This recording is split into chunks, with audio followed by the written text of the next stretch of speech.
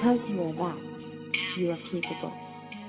You are gifted, and you are soon to be opinionated. It's okay to be different, and it's so okay to just be. The world awaits to receive you.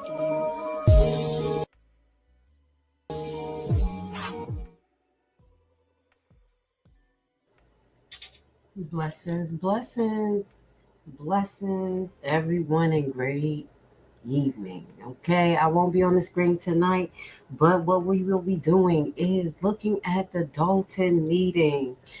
And I'm just going to get this started, y'all. I have some concerns.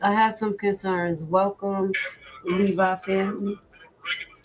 It looks like the meeting about to start. So what I'm going to do is get to the meeting, and then we're going to talk about some of my concerns. Okay, guys?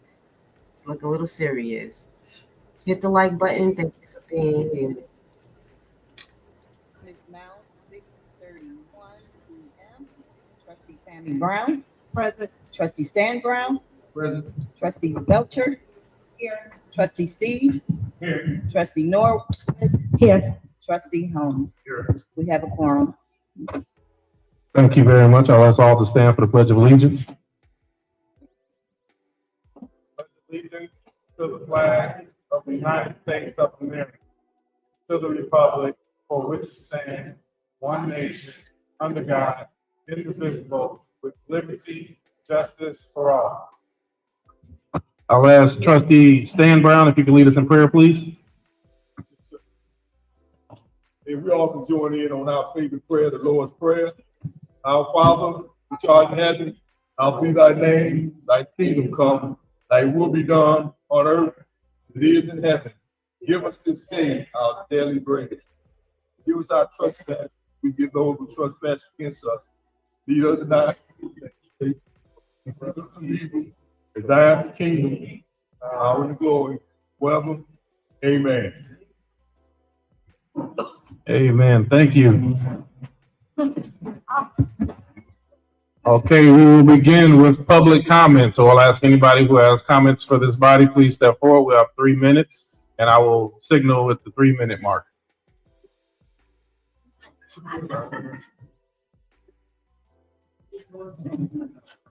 Good evening, board, Mr. Mayor. Happy anniversary. 3 months, right? 3 months. Yeah, 3-month anniversary. Tomorrow. 3-month anniversary. We can do better than that. 3-month anniversary. Mr. Mayor, I just had to say this today. Because on Friday night, I was coming down Greenwood, and I looked over in the mall where the Dollar Tree is. And I only saw about 5 pieces of paper. I ain't never seen that before. I thought I was in South House. But anyway, I want to congratulate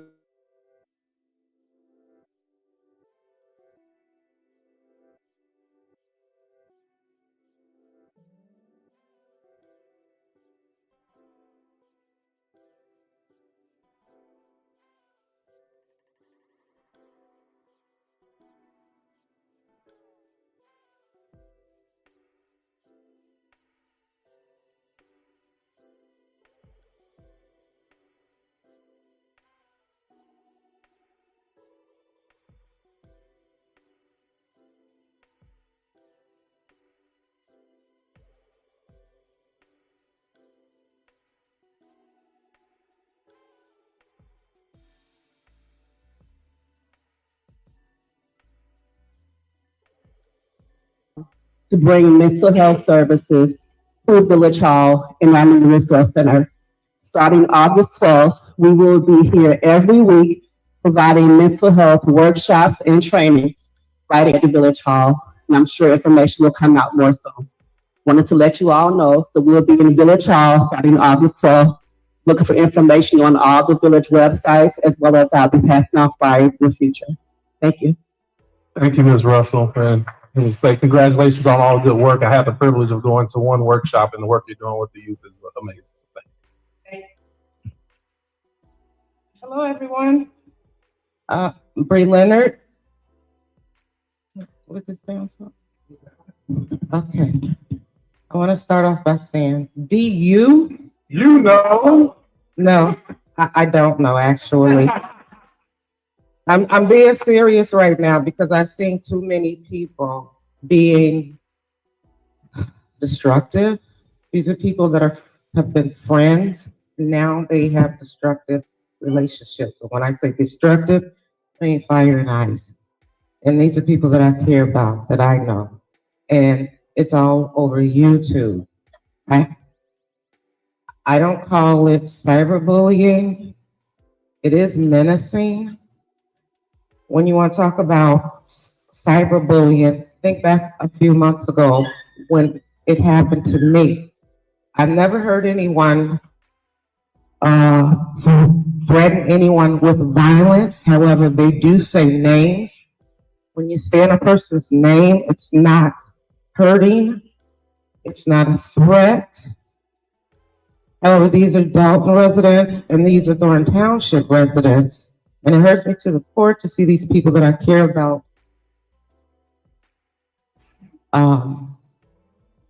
having this type of relationship that they have now when they had loving relationships and when they fought together to get the old administration out. So I just want to give a little advice to those people. One-on-one meetings, work out your differences. Find out where this started from, put an end to it. Because it really hurts me because these are people that I really, really love. I care about them. And it hurts me to see them go back and forth that way. And I hope no one gets upset with me for addressing this. But when I see people that I care about fighting each other like this, it hurts. And I'm pretty sure people that they know as well don't like that feeling either. Okay, so with that, I have another issue. Public Works. I still have tree branches in front of my house that are still falling from the tree. Streets have not been cleaned, swept, and I have made 3 phone calls and also left messages. And I have not had a return phone call, and no one has cleaned our street. Debris from the park as well is on our street. That's not the park district's fault. They're not responsible for cleaning our streets. So when people get out of their cars that have events at the park, they leave trash, bags of trash, cans, liquor bottles, cans, and everything on our block. We reached 3 minutes, but I will ask if you can. You have a superintendent bunch right there.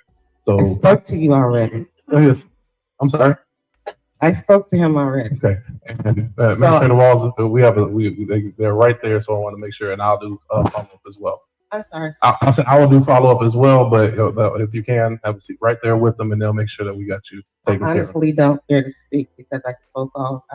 I'm sorry. I don't mean to sound like that. I only speak to a person once or twice. I spoke to him. I left 3 messages. I shouldn't have to continue to call or speak. Yes, ma'am. Oh. Yes, ma'am. So I apologize. Okay. Thank you. And thank you for your heartfelt comments as well.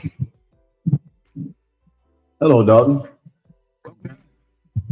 Yeah. Congratulations, Dolton, on making your meetings almost born again.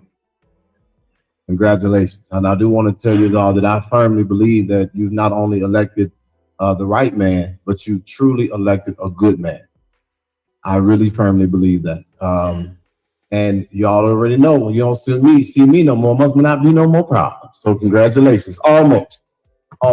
And so what I wanted to come here today to say is that one of the things that I have found in hindsight is that even though everybody was pressing to get Tiffany out, I've come to realize that some of the things that we didn't want to hear her say, she actually was accurate in some of the assessments that she made. And I'm learning that now in hindsight. One of the things that she asserted is that Bert Olderson is a terrible attorney. And I want to be very clear here on the record, as we will be systematically showing you how they are pretty much the worst formula for resolving issues, including those from the former administration. And so what I want to say is that as I sit here and now everybody is buddy, chum. I want to remind you the fire that was in that fight came from some of the people who were being ignored or mishandled. And I would love if Bert Oderson would not put a stain on the record of this administration moving forward and have meaningful dialogue with Lavelle Redmond, Vanilla Dukes, and soon me as well, because I will be filing a lawsuit if you continue to disrespect people who are trying to have meaningful engagement and not sue the village of Dolton. And so it really pains me that now everybody is good, that we forgot about Vanilla Dukes and what she went through and how that stirred up the country to get behind y'all to get to where you were. And it is also disgusting that you that came out the rabbit hole. So I want to say to you, and I want to be very clear here, that it was not that you were not found to not be guilty or to not need to be charged, but there was insufficient evidence, as it often is, of sexual assault. And you didn't even have the courage to come up here and apologize to the community for everything that they experienced because you just wanted to move forward. Well, I want to say this. I am excited about the Pope. I'm excited about moving forward, but I am not going to forget about what I committed to. I said no residue. And so that means that if you cannot find the courage to make a statement, then you can thank your attorneys, because Mr. Andrew Holmes, I will be back because I don't like rapists. Have a good day. Thank you for your comments. Good evening, everyone. I have 2 words that can solve a lot of this cyberbully stuff because I stay the hell away from it myself. Those 2 words are keep scrolling. Nobody in here has to feed into that. Nobody. You can only you keep feeding that beast, it's going to continue to grow. If you don't want to engage in that, or you don't want to read about it, or you're sick of seeing it, don't respond, don't look at it, delete the people, and move on with your life. There's no way we should be arguing with each other electronically when we fought shoulder to shoulder, person to person. That makes no sense to me, but that's just my take on that. I do have a question. Are we going to be moving into Village Hall anytime, the old Village Hall anytime soon? I was just curious about the Village Hall situation of the old one. The one that we got locked out of? Yes, yeah. We will be moving into, we're looking for September. Okay. And I know you've heard this before, but I had to bring it up again. It might be better for us to have maybe a later village comment for the people, because I have a list of things I was looking at on the agenda, and I don't know what the hell I'm looking at. Example: old business 10A, new business 11F, 11G, and 11I. All these are things that I don't know anything about. I don't know. I can't speak for anyone else. But it would be nice if we had some idea of what these things are, so we can comment on them in an intelligent manner. I'm not trying to draw anything out or whatever, but it's kind of hard to really look at an agenda this complex and know nothing about it, and then it takes a whole month before we get the chance to talk about it. So I think that's kind of counterproductive. It's just something I throw out there, and hopefully, there's something you can consider. And other than that, moving forward, that's what we got to do. Absolutely take care of the people that haven't done what they're supposed to do, are still, amongst us that have not lived up to what they should have. I'm not saying let that go, but we need to concentrate on moving forward, because our list of things to do is long. And we don't have I don't have a whole lot of time. Some of y'all young folks do, but I want to see some of this stuff before. I just went to a funeral today, so I said, damn, that dude only 2 years older than I am. So before all that kind of stuff happens, let's move some of this forward. We got a long, complex agenda. If you look at it, if you haven't seen it, study it carefully. And if any of you all happen to know what some of this stuff is, I'd be glad to hear it. You all have a good day. Thank you very much, Dan. I will comment to your point because I recognize the agenda. We are currently on our summer schedule, which is 1 meeting per month. As we go into September, Committee of the Whole will return. With Committee of the Whole, it will be discussion only, and then those items will move forward. So we will have one more agenda where we go straight to vote just because of the summer schedule. And then the second meeting in September will begin Committee of the Whole. Good evening, everybody. You're Doltonites. I do want to tell everybody that that name, Doltonites, came from the old mayor, Norman McKay, I think the 70s, right, Garrett? So everybody's Doltonite. I'm sorry I haven't been here to support you. My husband has health issues. But I want to congratulate the board and Dolton for this beautiful win. Where you got? They say you can't fight City Hall. You guys fought City Hall and won. So that being said, I'm not promoting my group. I have a new private page, Dolton Nights, past and present. So everybody wants to hear what's going on. That's why I'm here. And I want to share with you that your future hasn't been written. So make it a good one, because I might write that new history book. And on that note, I bought Jason a present. Jason, this is the only gamble you are allowed to use.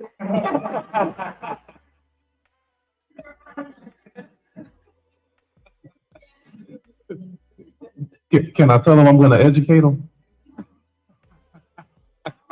Thank you very much. Greetings in the name of the Father and the Son, activist Cheryl Hill. I want to start with none but accolades. Brittany, you know I love you. Because when I called her, she came. Keys, I'm appreciating you.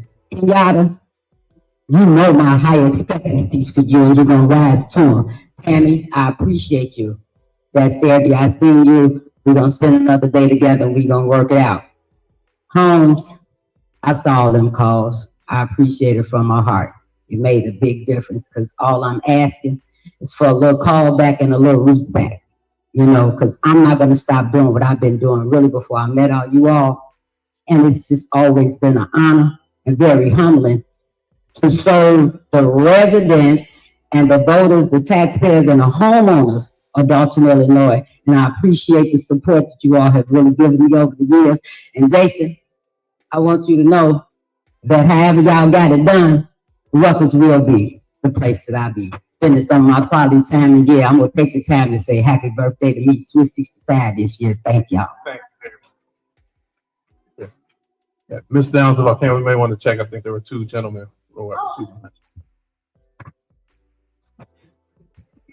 Hello, how you doing? My name is Christopher Williams, and I am a business owner in Dolton, and I am a solar developer, and I would like to invite everybody to our event this weekend called Taste of Solar. We would like to be on the agenda next board meeting or the next meeting. We have an opportunity to share an opportunity with the village how we can save on our utility bill. Now, I've been working with a lot of individuals, part of Dolton, and we was looking at how we can save 50% on our utility usage just in the village of Dolton, or like the village itself and public facility. And every homeowner have an opportunity to save at least up to 20 to 25% on their utility bill. Now in this building, next Friday, if you're a business owner, I'd like to invite you back for a roundtable conversation, because there's a lot of monies, $1 million of investments that's been in Illinois that a lot of us don't even know is there. So we're going to expose where all the money is at, all the grants, fundings, opportunities. Next Friday here at this building. And next Saturday, I would love to see you at the Taste of Solar. We're right next to the Village Hall. We are a training vocational program. We teach electrical construction, electrical contract. I'm a third generation electrician. Been doing this for over 30 years, been teaching solar for 15 years. I've trained more individuals in our state than any other organization. And we're right here in right here in Dolton. I want to invite everybody and encourage everybody to look at energy savings to try to reduce your bottom line. Thank you. Thank you very much. When and what time? It's this Friday and Saturday, not next, this Friday. Yes. 2 p.m. is Taste of Solar. Right. 2 p.m. this Friday, 10 a.m. here. Yep. Good afternoon, everyone. My name is Mrs. Cook, and I'm a resident of Dolton, and I've been a resident for over 20 years. And I would like to congratulate the new administration on their win. But I have two issues that I would like to discuss today. One issue is the Dolton infrastructure. Our streets and roads, they are a mess. And it didn't get fixed under the old administration. They only got patched, which that stuff does not last. You know, it's a wear and tear on our cars. We need our streets fixed. You know, other communities have put money and stuff into their communities and had their streets really repaired. I'm not saying patched, really repaired, so they have some smooth surfaces. That's my one main issue that I do have with Dolton. We need that done. Our sewers need to be cleaned out or unstopped. So, when we get a lot of rain, we won't have flooding. My other issue is with the abandoned houses here in the community. And some of the houses that are not abandoned, the ones where they have a lot of overgrowth in the back of the houses or in the front. Some of the abandoned houses, the owners don't even live here. But I'm urging you all to go after those owners, make them accountable. We don't want to live here and look at that. I don't know about everybody else, but we want to have I think we want to have a nice community like other communities. So make them accountable, because if you have to pay for it to have it cleaned up, it's going to grow back. And we still have to keep calling you over and over again to come out and clean it up. Okay, that's money you spending, but why don't you make the owner accountable and get the money back from them? And maybe they'll decide to sell the property or do something with it. And I'd like to thank Mr. Stanley Brown and Mr. Steve Edwards for coming out regarding a letter I did send to the mayor about a property here in Dolton. Thank you. Thank you very much. I had the privilege of being in Dolton since mostly everyone was elected here except for Stan Brown. And so I've been watching for a long time and seeing that my house is paid for and I only pay property tax. I have an issue with what I'm paying for. I need to have a community where it's clean, where my children can go to school. At the vacant properties, they have grass that's over 12 feet for sure, 12 inches, I'm sorry. And so are you gonna have someone start cutting the grass at the vacant properties, especially on 151st and Irving, right on the corner? It's a stop work order, so therefore that's the responsibility of the village of Dolton. That grass needs to be cut because our whole little nook cut our grass the day before the trash is picked up. And so it looks bad. I need that cut. And what is this grocery tax that you're implementing? You're starting your own tax. Is that correct in your house? On grocery stores? The grocery tax is one the state of Illinois previously had incorporated in their budget. They have removed that from the state of Illinois' budget, and the municipalities have the option of picking that up. And so how do you think that's going to impact the grocery retailers in the community, seeing that we don't have many choices like this? It will have zero impact because it's currently something that's in effect with the previous state laws. So when it goes away, the municipality will assume responsibility instead of the state of Illinois. Do they have a tax for retailers that have alcohol or slot machines? Can we go after those establishments first? Does the state have a tax for that? Yes. Yes. Okay, I suggest you do that as well.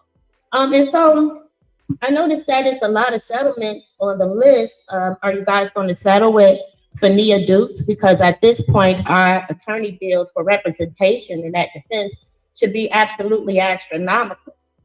The goal is to settle every case. All cases are in discussion. The amount is always in question until we reach an agreement.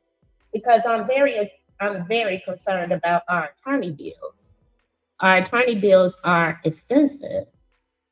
Me as well. I completely agree with you. And as we move into our budget, that is a big portion of the budget as well. And I will ask that you also share those the vacant homes with our superintendent so we can jump on that. And since you're as concerned as me about lawsuits, I highly suggest that you speak with your officers about the unwarranted escort out of meetings. Thank you so much. And you guys have a good day. Thank you, Ms. Downs.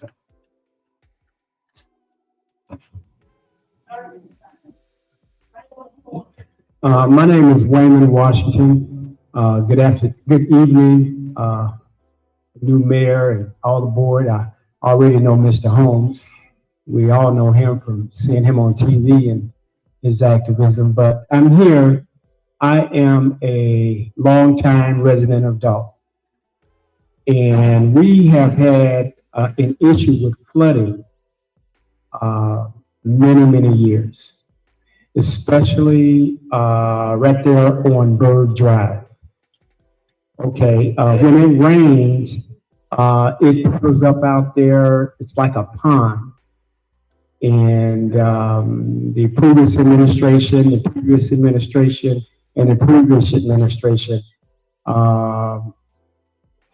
was made aware of it. There wasn't a plan. There was an explanation that the county and the Army Corps of Engineers had to have some input or some solution as to how that would be relieved. But to this date, nothing has happened. It still puddles up over there. And the results of all that water coming out there is it breaks open the asphalt. We have potholes over there on Bird Drive specifically. I'm a landlord there. A lot of the landlords over there we talk. We are even considering trying to put together some type of coalition so that our concerns could be brought forward and addressed, but we haven't got past just talking. But my reason for being here is we have potholes over there that are 6, 8 inches deep. You ride through there and you hit it. It's almost like you might damage your vehicle. And I would say that even if there was an emergency such as fire or something like that over there, the fire truck couldn't even get down through there. They're gonna be bouncing around, probably break something. But my concern is the flooding. Is there a plan? I know previous administrations have already, they're aware of it, so I'm assuming that it would be somewhere in the records in terms of, I think that's Public Works, where they do that at. And what's the plan? Or is there a plan, especially regarding the flooding? It's no secret that we have flooding issues in Dolton, and it's been there for years. And what's the planned procedure? Okay, we got the 3-minute mark. Okay. I will say we are in the phase of doing an overall assessment on what it will cost in order to come up with a comprehensive plan on the infrastructure. Our infrastructure, Superintendent Bunch, how old would you say the infrastructure is? Yeah, so we have an infrastructure that's over 50 years old, and we have to do an assessment of what that's going to cost and how to break it down into phases so that we can gradually improve on the worst parts first and then work our way up to the parts that are holding a little bit better. Just one response if I can. Knowing that we have this flooding problem, knowing how it affects the asphalt. So even if you don't have an assessment that you can, have a constructive plan on, the routine repair of those types of issues, like the potholes, is there something in place for that? Because it's been like that over there for, let's say, 2.5 years. So what I'll ask is, if you will, we have our administrator right here. If you can schedule with him, and then we can further discuss. Okay, Administrator Walden. Okay. Thank you very much. I think that will conclude public comment at this time. We're going to move next into general announcements. Any announcements that the board may have at this time? Can I be recognized? Trustee Belcher. All right. Good evening, everyone. I have several announcements. First off, tomorrow is National Night Out for Dolton, Tuesday, August 5th, 2025, from 5 p.m. to 8 p.m. National Night Out is a community event all over multiple cities every year. It's sponsored by the police department. It's for community engagement with our police department. So I would invite everyone to come out, meet the police officers. It is a community event. There'll be a band there, food, light refreshments, and a good time. So, and it's supposed to be nice tomorrow. So tomorrow, National Night Out, August 5th, 2025. Some of you may have a flyer. I've been in contact with other surrounding cities, and the Islamic Relief has offered their services to our communities. So I passed out a flyer that says on August 12th, we will have free hot meals. It's at 14900 Greenwood, which is the old Melanie Fitness Center. But this is just because it's one of the organizations that's in our community and want to support our endeavors. They will be passing out between 300 and 500 hot meals. It's a food truck that comes, you get a ticket, and it's one per person. It'll also be a couple of jumpy houses out there for the children. But we're trying to make sure that we keep our community engaged. And if people are offering us resources, we want to be able to utilize those resources. The time, what time on the flyer? I think it's at one, what is it, 1 o'clock? Oh, I'm sorry. It's it's 1 o'clock in the afternoon, 1 p.m. 1 p.m. That's August 12th. Oh, I might print it out the wrong flyer. It's 1 o'clock, 1 p.m. on August 12th for the free food giveaway. And then the next thing is Miss Angela Russell made mention in public comment. So we're working on a resource hub. So what we are trying to do is make sure that we have great partnership and resources for our community. So Envision Unlimited is our first resource for mental health that will be at our resource hub. So the resource hub will be the old water department. I know she said Village Hall and then it got kind of confused. So it's still at Village Hall address, but it's the old water department. They will be there. We will have scheduled times. That's when we have more information for those services.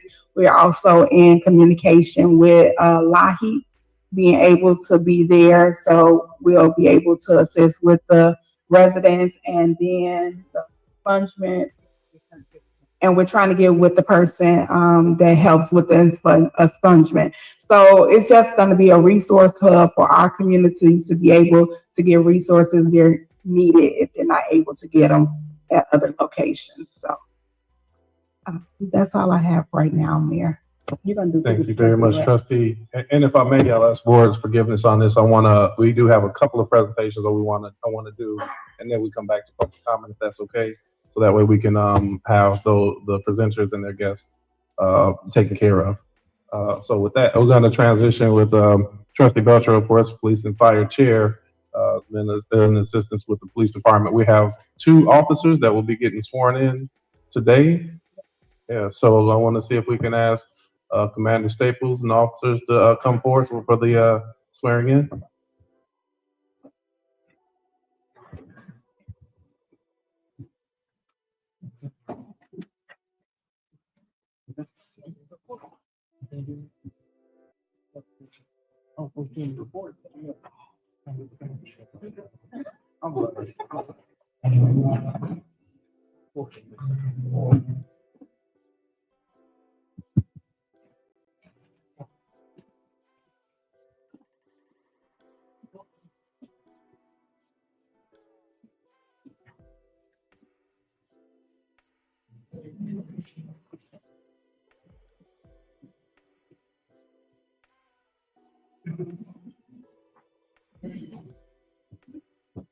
Is this on?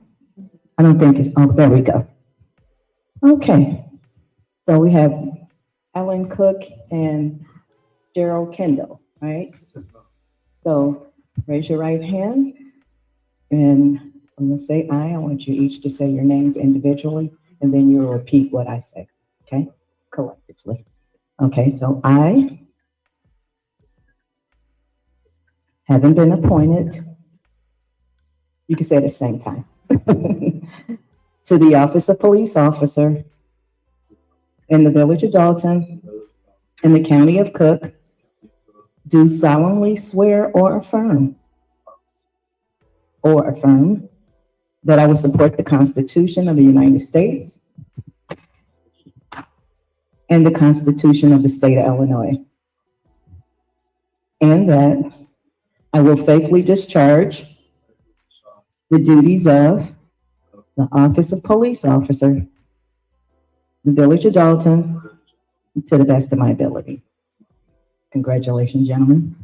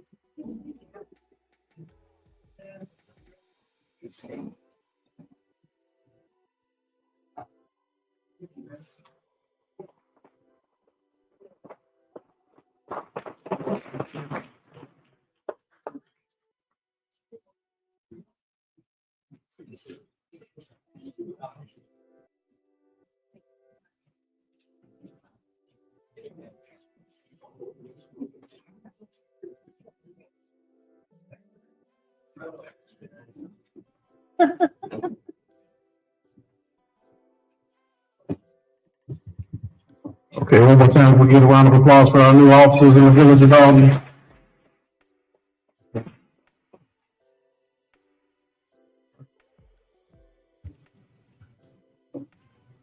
With that, we're gonna go back into general comments. General announcements. Any additional trustees have any announcements at this time? Trustee Tammy? Good evening, everyone.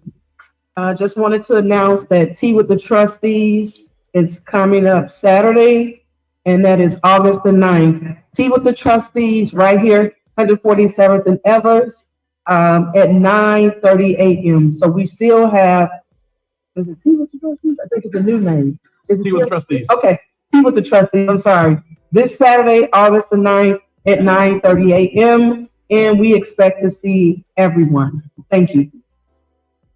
Thank you very much. Trustee Belcher, had a follow-up announcement? I'm sorry, I do have one other announcement. The Calumet Conservation Club is doing their annual shrimp boil Friday, August 8th and Saturday, August 9th.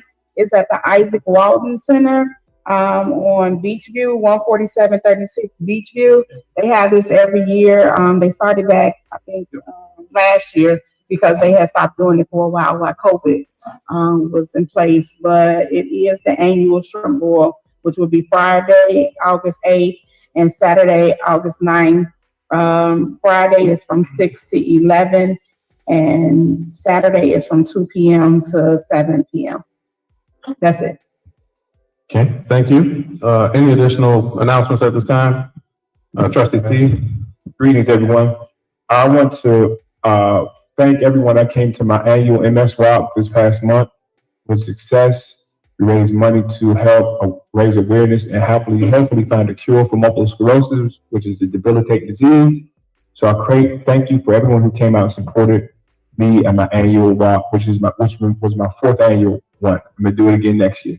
So thank you. Also, I want to reiterate what Trustee Tammy Brown said. Tea with the Trustees is this Saturday. It's a good thing. It's a good way to come out and communicate with your elected officials.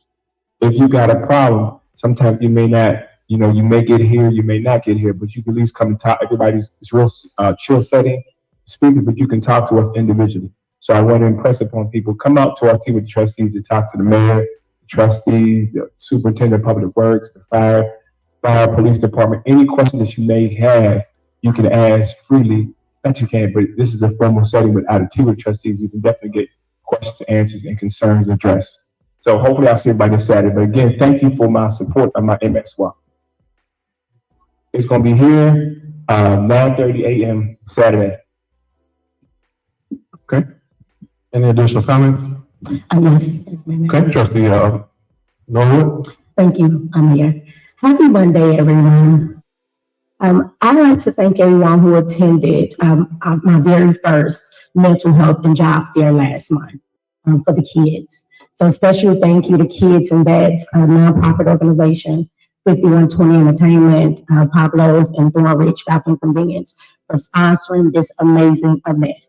Thank you to Dolton Police Department and Angela Russell, which you said earlier, with Envision Unlimited for providing mental resources. So every year I typically have a job fair for the youth, but this one is a little different because for the older ones, we want to start assisting them with their transition to careers or trades. So I just thank everyone for the support. I'd also like to thank Dolton Park District, one of our favorite park districts, for one of the best back to school events that we've had in years. We joined forces, and this is what we call Dolton United. So thank you, Dolton Park. Thank you, Mayor. Thank you. Any additional announcements? Okay, hearing none, we'll go next into our village clerk's report. Thank you, Mayor. I'm requesting the approval of the Board of Trustees for the minutes for July 7th, 2025 regular board meeting. Is there a motion to approve the meeting minutes as read? Is there a second? Second. Heard a motion by Trustee Holmes, second by Trustee Norwood. Any discussion? Hearing no discussion, I'll ask Clerk Key for a roll call. Trustee Tammy Brown. Aye. Trustee Norwood. Aye. Trustee Stan Brown. Aye. Trustee Belcher. Aye. Trustee Steve. Aye. Trustee Holmes. Aye. Motion passed. Thank you very much, Board. Okay. Clerk Key, did you have any announcements at this time? Not at this time. I want to wait till I have Gotcha. complete information on the things. Okay, so next we're gonna move on. I know we have village engineers. If I may, I wanna move up the presentation for our insurance, because I think our insurance broker is present and he is on the timeline as well. So I'll ask Cliff Taylor. This is agenda item 11A, but we want to keep him on his time schedule. So I ask Cliff if you can come up and do your presentation on our insurance renewal that we'll be asking the board to consider. Good evening, Honorable Mayor, trustees, Madam Clerk, attorney, department heads, valued residents of Dolton. We have come again across to our renewal, which renews tomorrow, August 5th, for our general liability insurance. To give a little bit of a backdrop, I believe that you all received the renewal in your packet. So just to give a little backdrop, over the last few years, it's been a very tough market in Cook County as a whole, not just with the village, with Cook County. And we've seen carriers come in and out of the market. We've seen pricing pressures. We've seen increases in premium. And so to give a little bit of a backstory, last year, we lost a carrier, which was one of our major carriers, and it covered a lot of our lines of insurance. So we had to go out there and get individual insurance for each line. And of course, getting coverage for each line means it's going to be more costly. This year, we were able to talk with another carrier that's kind of new to the market that's coming in. And we've been having extensive talks with them, and we got them to come in to take over the village of Dolton this year, and we're going to recommend them. It's going to get us back to the type of plan we had the year before now, get us back to where we were. It's moving us in a positive direction, and it's going to provide savings. So I know you have your packets. I kind of want to jump to the premium summary, which would have been on page 12. I'm sorry, page 11. And in that, if you look at your current, we went from having approximately $8 million in coverage limits to this year having roughly around 3 to 5 million or a million, depending on which line of coverage you had, which was a major drop. The carrier that we're going to have this year is giving us 5 million limits, which is an increase. We do have options to get the 8 million on law enforcement and public officials if you choose to. And I just got those numbers late Friday, and I did share those as well this morning. So if you look at the premium summary, if you match what you had 2 years ago when you were with Safety National, current premium is around 2.1 million. With option 1, it would bring the premium down to 1.9. But there's also an option 2, which would increase your SIR, which is your self-insured retention, where it was at 350 2 years ago, increasing it to $500,000 to 500,000. But in doing that with option 2, it brings the premium down to 1.5 million. So we're talking over $600,000 savings to the village, which I know at this time you're looking at ways to cut costs in every area that you can. And it's been a tough 2 years all through the municipality. So to be able to bring some good news like this, it just feels really good for the village to get a type of savings like this. So I am recommending option 2. Again, it does increase your SIR a little bit, but as you all know, with SIRs, you don't, when there's a claim, you don't just have to fork over that. It's over a period of time as the claims develop. Okay. So in saying that, I do recommend option 2, and if there's any questions, please ask. Any questions from any board members? Okay, if none, I was going to recommend option 2 as well. So I'll entertain a motion that we approve the coverage as identified. Okay, I heard a motion by trustee Stan Brown, a second by trustee Holmes. Any further discussion at this time? Hearing none, Clerk Key, please call the roll. Trustee Tammy Brown. Aye. Trustee Norwood. Aye. Trustee Stan Brown. Aye. Trustee Belcher. Aye. Trustee Steve. Aye. Trustee Holmes. Motion passed. Okay. I want to thank you, Cliff, for the presentation and, of course, the savings. We are greatly appreciative. Hey, thank you. It's a pleasure partnering with you. I've been with you guys since 2013, and then been with you through the good and the bad. So just appreciate the partnership, and I continue to look forward to working with you all. Thank you. All right. Okay, we're going to resume with our village engineers report. Can I ask our engineer to step forward, please?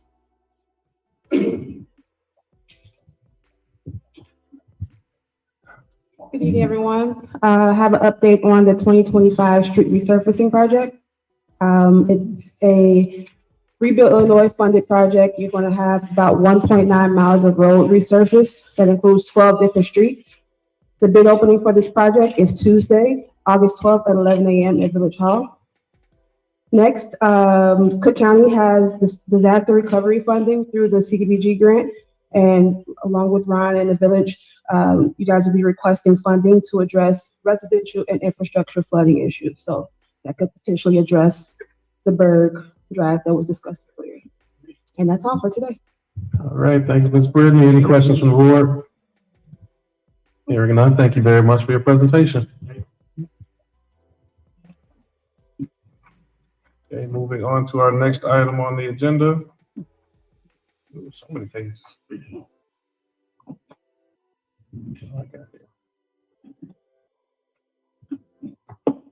We'll go into our committee reports, starting with police and fire, followed by finance, both trustee Kiana Belcher.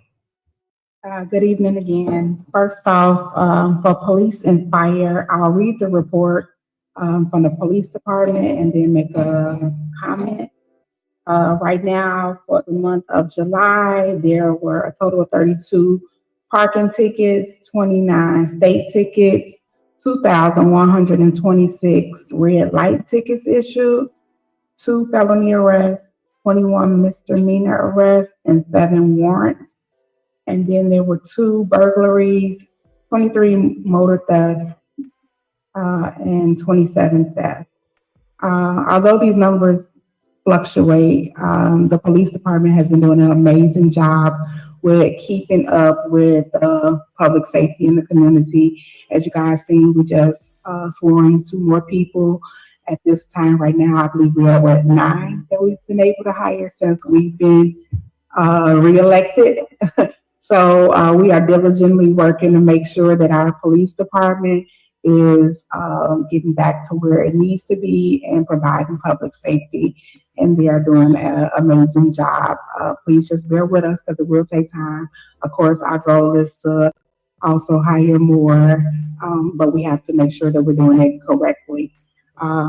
We have effectively started utilizing our police and fire commission. So they have been sworn in, they've had their first meeting, and please look on the website or Village Hall if you're going there, because that's where they post their meetings. We want to make sure that the community is engaged and involved in what's going on, because sometimes you be like, there are questions, so you may be able to get your questions answered at those meetings if it's not held here. Police and fire. I don't have an update for the fire department. Is Deputy Chief Calhoun here? Do you have a report? You sent one? Oh, you sent it to me? Oh, you sure? Oh, okay. Okay, well, Mayor, are we announcing police? Okay, yes.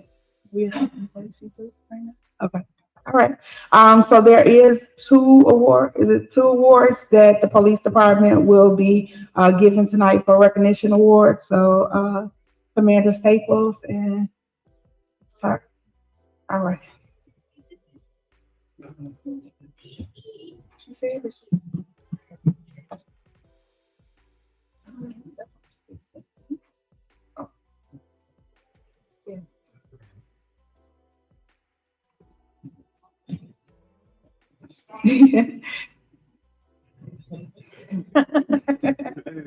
Good evening. I'm here to present a life-saving award to Officer Gist and Officer Herrera. Just a little background. A life-saving award is an honor and an extraordinary act of courage and compassion. The life-saving award is not given lightly.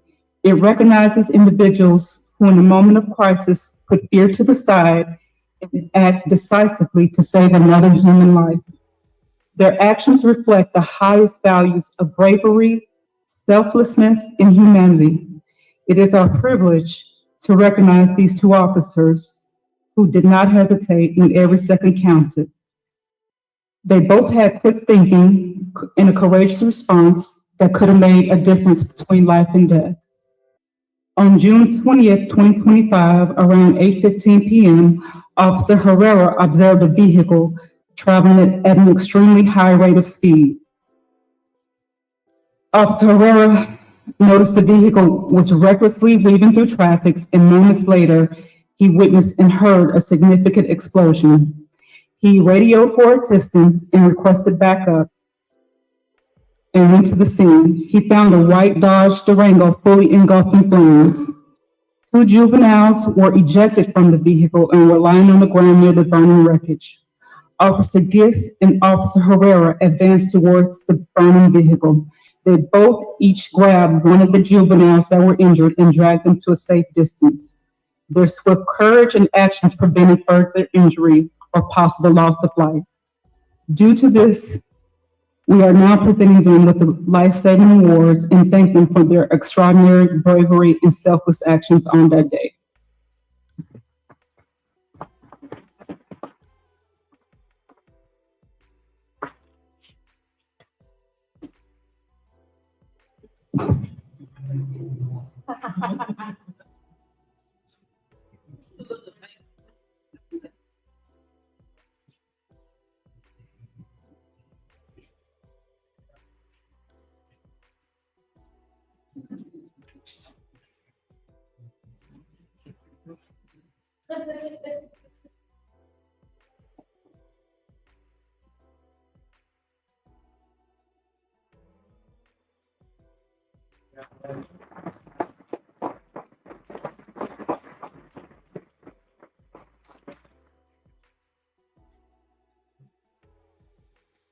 It feels good when we can honor our police officers and fire department for making sure that they're taking care of our community.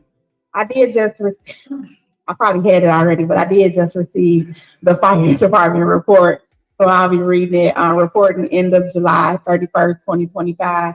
As of July 31st, 2025, the Dolton Fire Department has responded to 3,605 calls for help and service. On average response time continues to remain strong. Yep, my iPad just died too. My iPad died, but I'm sorry, y'all. I got to get it together. But the fire department has been doing a wonderful job also. And that's my report for police and fire committee. You want to follow up? I will follow up with finance. With finance, I'll be having a finance meeting at the end of the month for our finance committee meeting. The staff, the village administrator, the accountant, they have been diligently working on our budget. So I am glad to say that we have a budget that we will be presenting to the community. It did go for posting today. So it will be posted. Also, if anyone noticed on the agenda, we'll be approving the audit for 2022. Many people know that we were on the no pay from Susanna Mendoza because we were 3 years behind on our fiscal audits. So we have been diligently working with the companies to make sure. So 2022 has been completed. Hopefully we'll get approval tonight, and then we will be working on 2023. So we are moving forward to make sure that we try to take our town back and get it in order. You know. Thank you. Those are my committee reports. Thank you, Trustee Belcher. Next, we have Public Works Committee, which is Trustee Edward Steve. Greetings. Thank you, Mayor.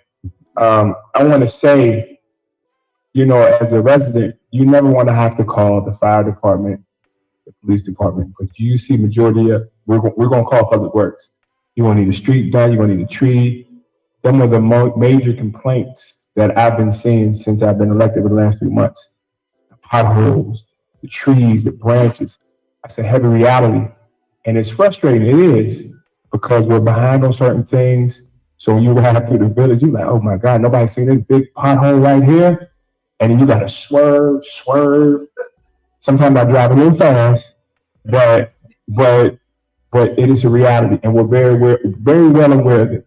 And we're doing our best job to improve on the communication as far as getting back to, if you report to somebody, you should get at least a call back when we can, or we can do it. I know this week, me and the superintendent are going to go out tomorrow and just kind of ride through the village. Because like I said, there's some bad streets out here, and we're very well aware of it. You see, we had the $868,000 to do some resurfacing this year. Some of these streets are definitely resurfaced this year, which is a good thing. Also, I want to say that if you cut your trees down, you got to cut, they want you to cut it in 4-foot sections and put it out there, and then the home disposal, somebody will pick it up. Because it seems like sometimes we're just cutting it, just throw it out there, and the front loader or stuff like that will come through and get it, but it may not be in a timely manner. So if you can cut up in 4-foot sections, home disposal will come pick it up, so we won't have to be out there forever. Yes, that's what we recommend you tie that. And also, if you do have you can always reach out to my cell phone. You can call me 708-968-0107. Please call me, text me. I'll respond to you. If I don't get to you right away, I will get to you. Sometimes people call me and I can go over to Public Works and say, look, can you put this on the list to get done? So please, I always tell people, you owe me one complaint. If I ever say, you owe me one complaint, please give me one. So Public Works is working. I do want to commend the guys over there because, like I said, they're the most called on department in the village from the residents. Like I said, I don't never want to have to call the police for nothing, or the fire department for nothing, because if it is, it's something alarming or something serious. But my streets, the trees, the potholes, I'm calling about that because I'm running into it. So be patient, we're getting to it, and we'll be around the village. Please call me if you got any complaints, but Public Works is working, and we're getting things done. And we're slowly but surely getting to the problems and climbing out or digging out this hole of owing everybody. And we're getting to the point where we can get some things done. So thank you. That's in my report. Thank you very much, Trustee Steve. I'm going to do a 708-968-0107. 708-968-0107. It is on my card. They don't have it on the website. I gotta make sure it's on the website. I disagree. No, okay. It's bad. Okay, I want to go off something that Trustee Steve said because I'm a disagree. I get called. So he says Public Works is the most called on and they do a great job. But I'll notice when I go to the other committee chairs, they're gonna say, "Hey, Trustee Belcher, who's the most called on department?" I'm not going to comment. I plead the fifth.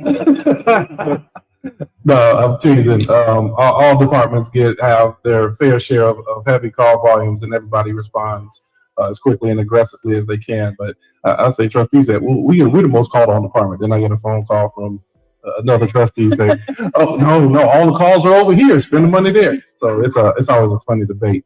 Okay, next is housing and youth. Trustee Brittany Norwood. Thank you, County Mayor. And so first, I'd like to do a special thank you to every resident that attended our housing committee meeting last month. We discussed house rules and things that you all should know. Unfortunately, we had some issues with our audio, so we weren't able to share the video, but moving forward, our goal is to share the meetings, our committee meetings on our YouTube page. So you all can go there in the event that you do miss the meeting.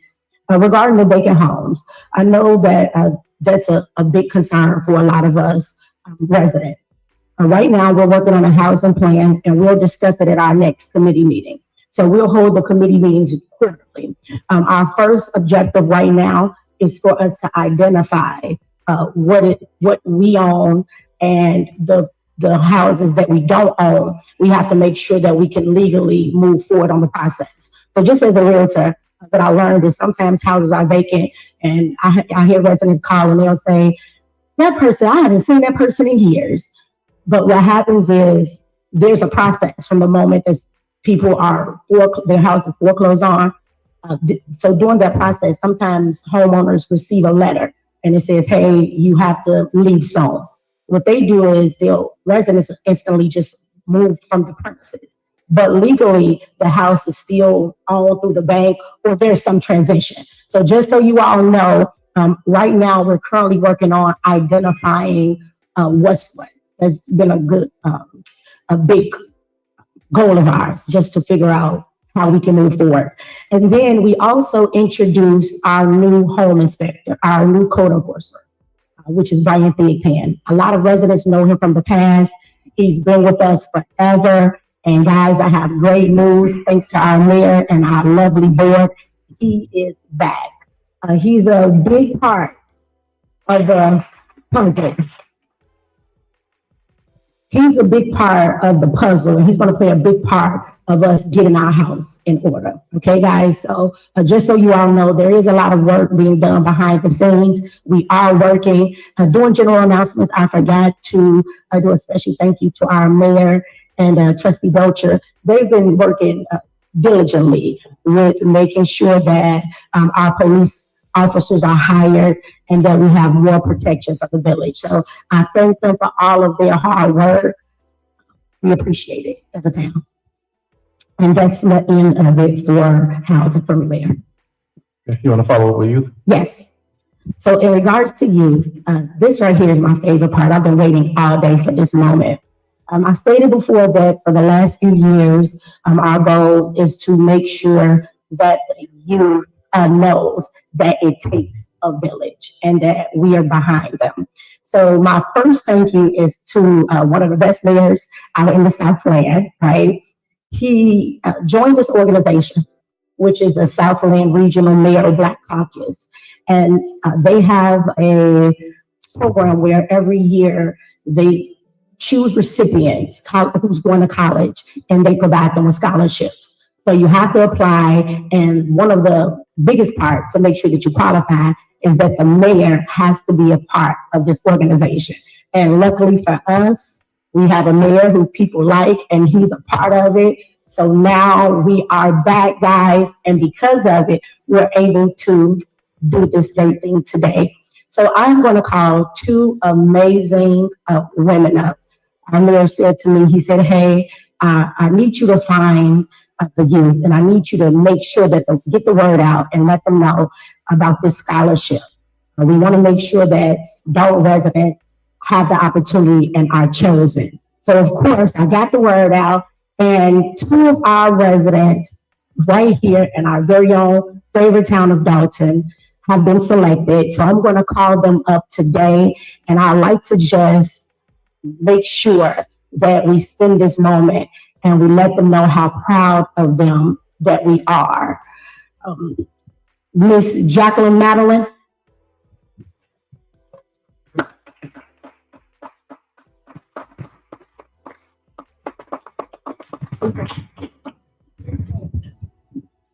Okay, guys, so you see me walking with a partner, it's because this floor, baby wipes this floor, and I am clumsy, okay? So just bear with me, I'm coming over.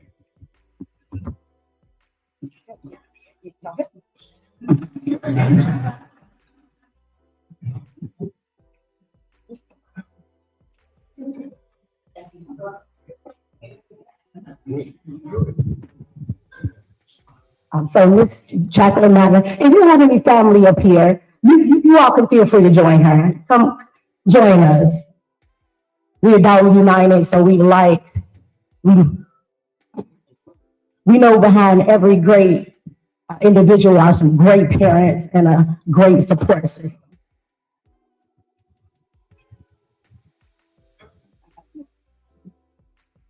So I'm going to go ahead and read this before I present it to you, then we can take our picture, okay?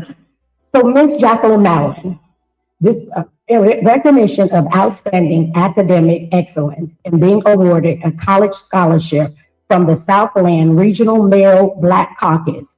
Your hard work, dedication, and commitment to education exemplifies true leadership and promise a bright future ahead. We are so proud of you.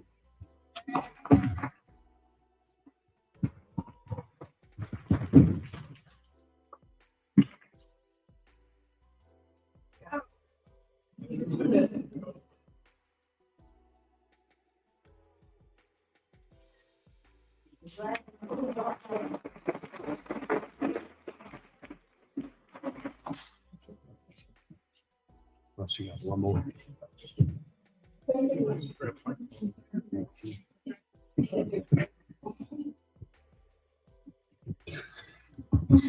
Okay, so when let me first announce that the village didn't pick the winners. The Southland Regional Mayor Black Caucus picked them themselves. So let me first announce that. But this one is actually really special because we talk about staying in your hometown and just making a difference. So this young lady here, ironically, after she was chosen for the scholarship, when I looked down, I realized, I said, oh, I went to high school with her dad. So it's just funny how that works when we stay around town, right? But I would like to call up Miss Jayla White.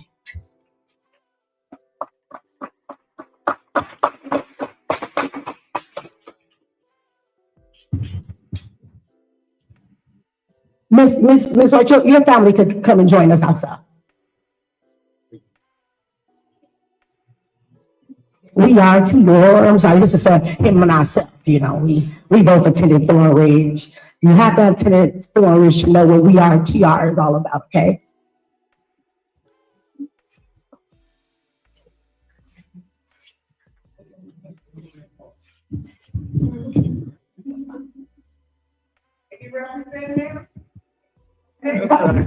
First of all, congratulations, I love it.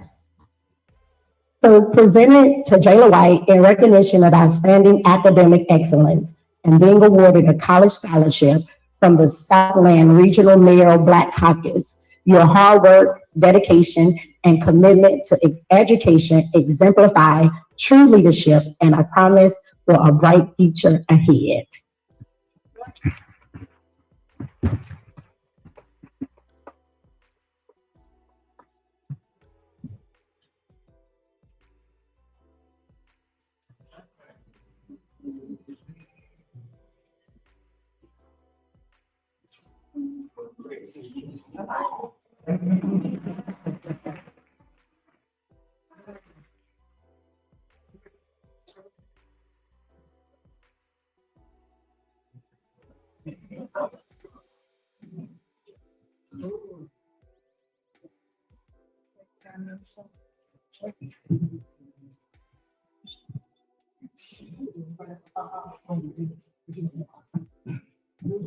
Okay, guys. So you know what, gotcha. So you know what they say, right? Just when you're about to give up, all that's when all the magic happens. So our mayor just told me that he is going to personally match their scholarship. Hey, Mayor.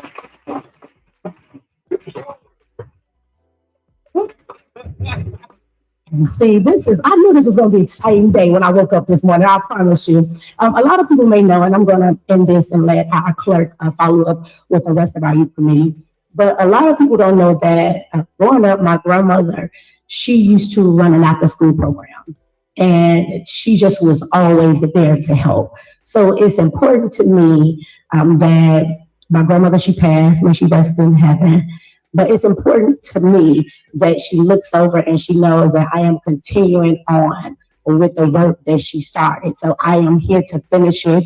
Again, I thank our mayor for being a part of such a great organization and allowing me to be a part of this and the board to be a part of this amazing thing. So thank you all so much. Our clerk is going to follow up with the great things that we've been doing with the interns. Thank you, ma'am. Thank you, Trustee Norwood. This summer, we had the privilege of being able to get 10 interns to come into Village Hall, and we had them work in various departments within the village. These were some amazing 10 kids. They worked in the police department, shortly in the fire department, the water department, housing. They did a little bit with the village administrator, the chief of staff. They actually helped the clerk's office scanning records. But I want to acknowledge the deputy clerk, Eris Montgomery, because she ran the program and she did an excellent job with these 10 young people. And at the end of the program, we were honored to have a luncheon for them. We provided them with certificates. The only part of it that was a little off is that these kids came from District 215. Moving forward, we want to get kids from Dolton. Dolton didn't have the program. We needed the kids, so we took them in.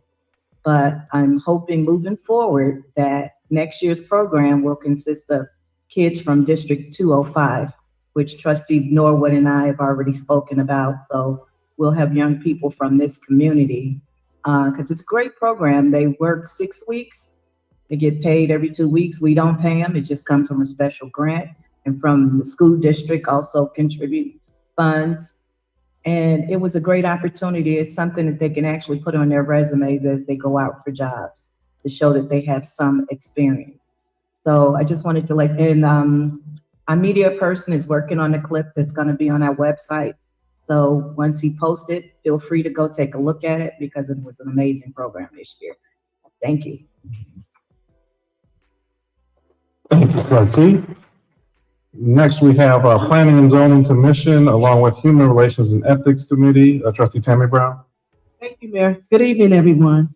Just wanted to give an update for the planning and zoning. Our committee did meet. We discussed the businesses that we currently have here in Dolton and the businesses that we would like to see come here in Dolton. And some of the things that we discussed that we have in the pipeline. I've spoken to a couple of business owners and they're looking to bring a data center here. Players Park, which we're going to have at our August the 13th meeting. And also we have another individual, which is Kevin Bowens, is going to have someone to come out and speak to us about bringing a business here to Dolton as well. So Players Park is a sports technology and development park, and they're looking to come to 14331 University Park. So what we're going to do first is to have them to come out, discuss with the Planning and Zoning Committee, and then after that, They would come and speak to the board, and then after that, we would have them to do a presentation to the residents of Dolton. Also, we're in the process of working with Ardolph Glass Company, which is 138th off of Cottage Grove. We know they were in the process. They are partially closed, but we are definitely working with them to actually get that property sold. There is a contract that's pending, but we did have 3 other businesses to come out and view that property that are interested in purchasing that property as well. And then the 147th and Harvard. I know that guy once spoke to us a little time ago regarding putting that construction up of new homes, which we would say, I'm trying to think of what, with the, the mixed income. I'm sorry, I got stuck for a minute. With the mixed income. So we are definitely going to reach back out to him and actually see what's going on with the, with that proposal that was being submitted for that. But again, our committee is asking everyone, what would you like to see come to Dolton? So those are one of the things, excuse me? Okay, well, some of the people already gotten ideas, but I'm asking our committee to also reach out to residents and to actually see what would you like to see come here in Dolton. I also spoke to someone who's helping us with the Veterans Memorial Park, also spoke about veterans housing coming to Dolton as well. So our committee is in the process of working with each one of these individuals to actually see what we can actually bring here to Dolton. And we will keep the residents updated and posted as to our progress. So thank you for the zoning and planning committee. And for the human relations, I was talking to village administrator Charles Walls, and what we're going to put together is the 15 principles of business ethics. And we want to review that with all the employees that we have here in the village of Dolton. So we're in the process of doing that, and thankful to Charles Wall as to most of the positions that are being offered now, they are actually posted.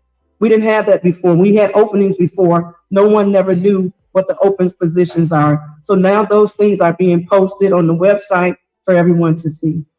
Thank you, Mayor. Thank you, resident. Thank you very much, Trustee Tammy. Okay, next we will move on to our corporate bills. I'll ask Trustee Belcher if you want to. Yeah. Corporate bills. Yes.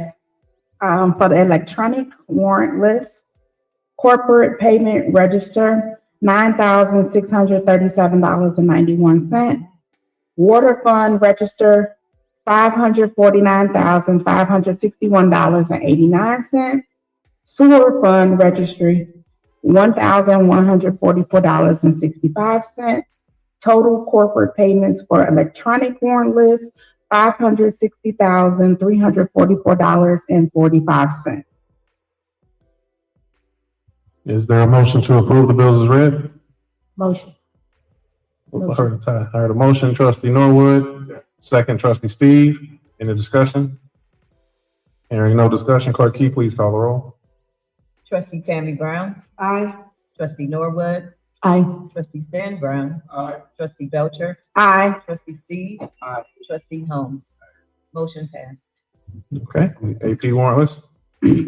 For our AP warrant list, corporate payment registry, $751,305.71. Payroll for July 11, 2025, $457,307.38.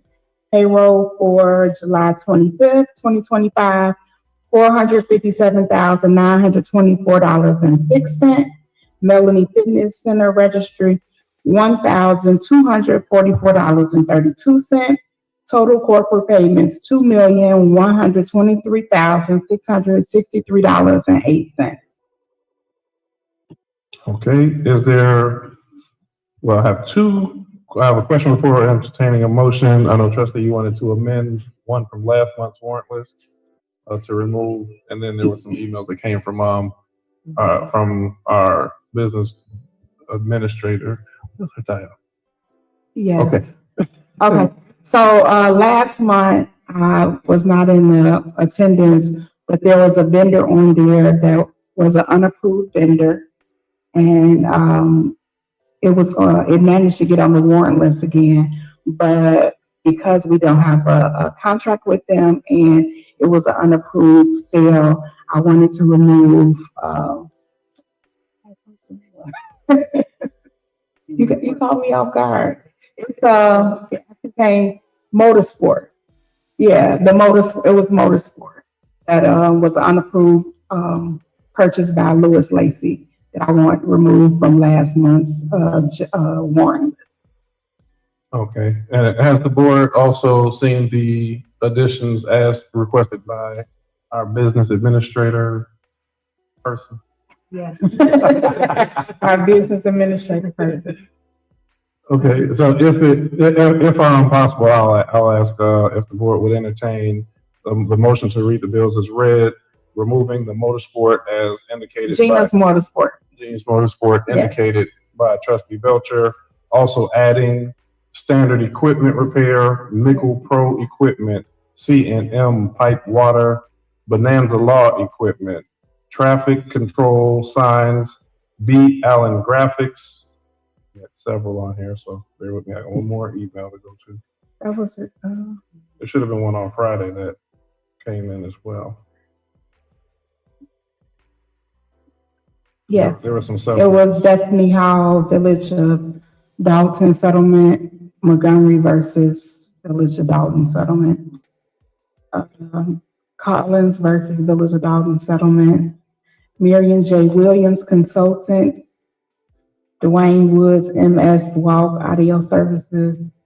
Daniel Dawson. Warren Muhammad. Charles Taylor. St. Patrick's and for the intern lunch. IPRF claims. Chester Hill for National Night Out. And Harvey King Watson for National Night Out. Okay, thank you. So I'll ask, we entertain a motion to approve the bills with the additions read and the one deletion from last month. Is there a motion? Second. Hearing a motion, trustee Steve, second by trustee Norwood. For discussion, I want to talk about the adjustments to this warrant list. I want to thank the board for working with us. It was very important to us that we get a board packet to everybody to allow them the full weekend to review. And in that, I'll say, in that deadline, we also encountered some things that have come up at the last minute, which have required the time sensitivity needed to get these paid. Has us asking for an addition, and we'll be working harder to make sure we get those a bit quicker. Mayor, may I say something? Yes, trustee Belcher. Also, as I stated, we will have a finance meeting, but I am glad to know that we've gotten to the point where y'all remember when I used to be like them checks that's on that desk? Well, those checks are being settled for those items that have been approved. So we're working on the aging report, aging of all of those checks that we do owe, and we've been able to find some money from different places because we're getting our finances in order, and also because a lot of these people knew that they did not have valid contracts, even if they did perform some works. They've been able to negotiate and possibly get 30 cents off the dollar that we will have to pay. So we are doing as much as we can to negotiate and make sure that we try to get our finances in order. Thank you, trustee. Okay. Any further discussion at this time? Hearing none, clerk Key, please call the roll. Trustee Tammy Brown. Aye. Trustee Norwood. Aye. Trustee Stan Brown. Aye. Trustee Belcher. Aye. Trustee Steve. Aye. Trustee Holmes. Motion passed. Okay, then we're going to old business 10A, discussion and action regarding a board of service. I'll ask, is there a motion to proceed with the proposals as presented in our packet? Second. Hearing a motion, trustee Holmes, second by trustee Steve. Open up, trustee Brown, if you have any comment, discussion on this one. No, sir, just asking for the board's approval to move forward with the hiring of the new board of service. Okay. And I would like to say also that one of the vendors for the board of service is a 16-year Dolton resident. So again, here it is, we're hiring the business owners that reside in our community. And that means those tax dollars are coming back. So Fantastic. thank you, Mayor. Thank you. Any further discussion, board members? The discussion was at that time, I guess it is. I'll ask clerk, can you please call the roll? Trustee Tammy Brown. Aye. Trustee Norwood. Aye. Trustee Stan Brown. Aye. Trustee Belcher. Aye. Trustee Steve. Aye. Trustee Holmes. Motion passed. Okay, next, we've already done item 11A, which is the renewal of liability insurance. We'll go to B, discussion and approval of a 2022 annual financial report. Is there a motion to approve? Motion. Is there a Second. Heard motion, trustee Belcher, second by trustee Norwood. Trustee Belcher, have any comment on that at this time?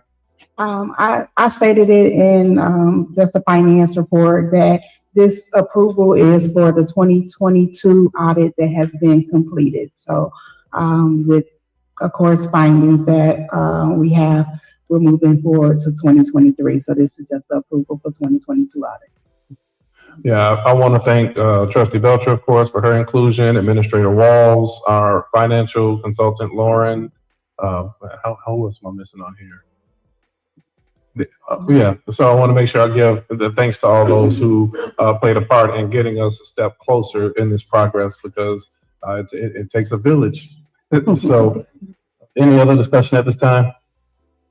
Hearing none, clerk Key, please call the roll.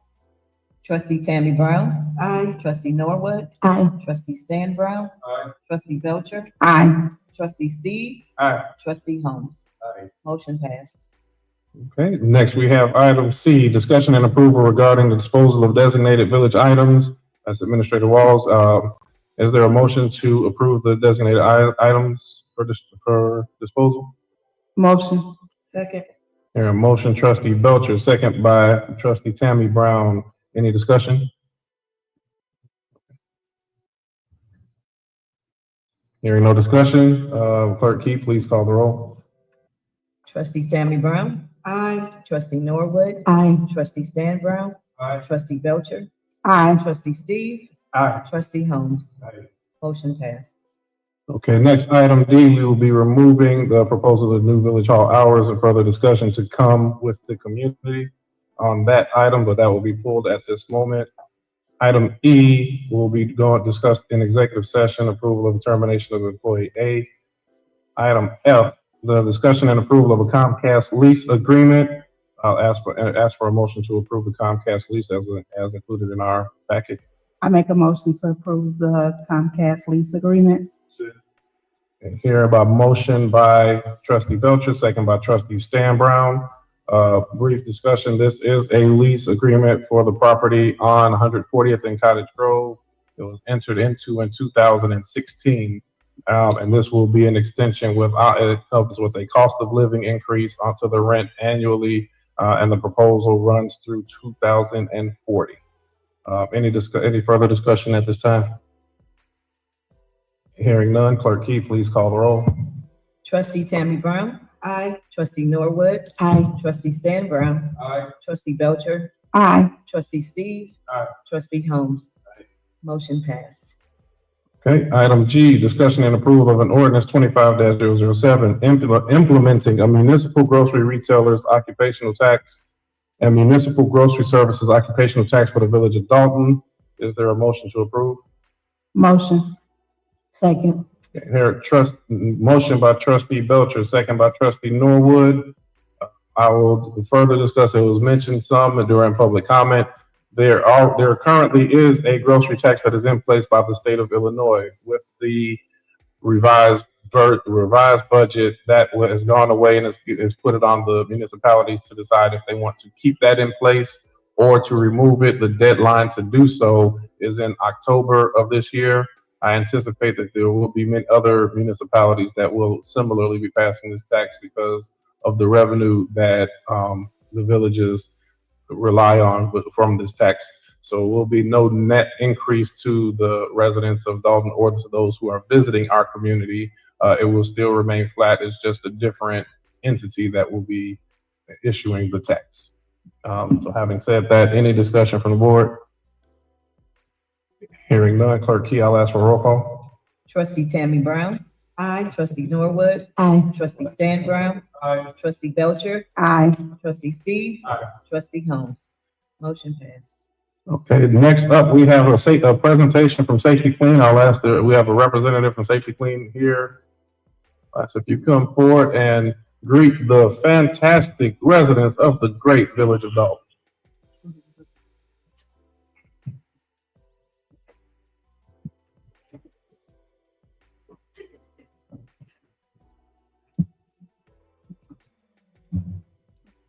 Good evening.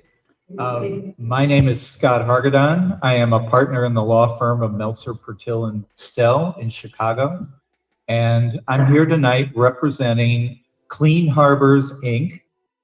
and Safety Clean, because Clean Harbors is the parent company of Safety Clean that owns the plant on 138th Street that we're here to talk about and talk about trying to realize that plant's potential in a greater manner. I'm here tonight with Scott Amico, who is a regional vice president for Clean Harbors, and this plant is in his jurisdiction. And I thought probably the best thing to do would be to start to have Scott explain what they do at the plant, and then also talk about what the leadership of Clean Harbors, which is based in Boston, would like to do with the plant to sort of bring it a little more current from its current state. Good evening. Congratulations on the new administration. So my name is Scott Amico.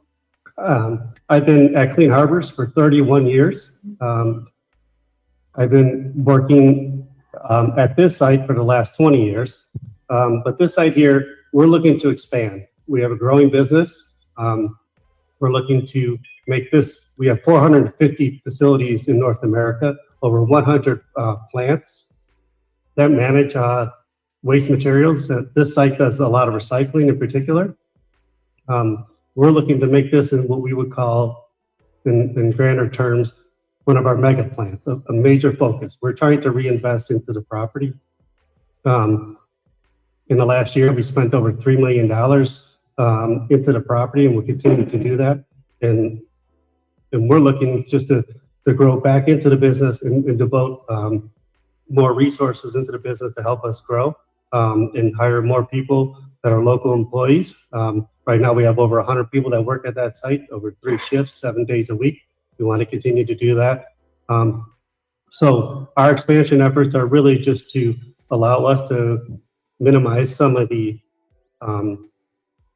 truck traffic that we see around our facility, try to get it out of the way from the residents and get it into our facility rather than having some of the truck traffic back up on 138th Street and Catalpa and Center Avenue. We would like to be able to get all that truck traffic within our facility and not have it so much congestion for our residents locally here.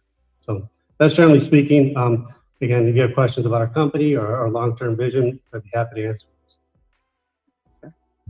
I'm also here with my colleague Brendan Penny, and we have a handout for you all because I'm going to explain what Clean Harbors would like to achieve here to help it with its plant expansion.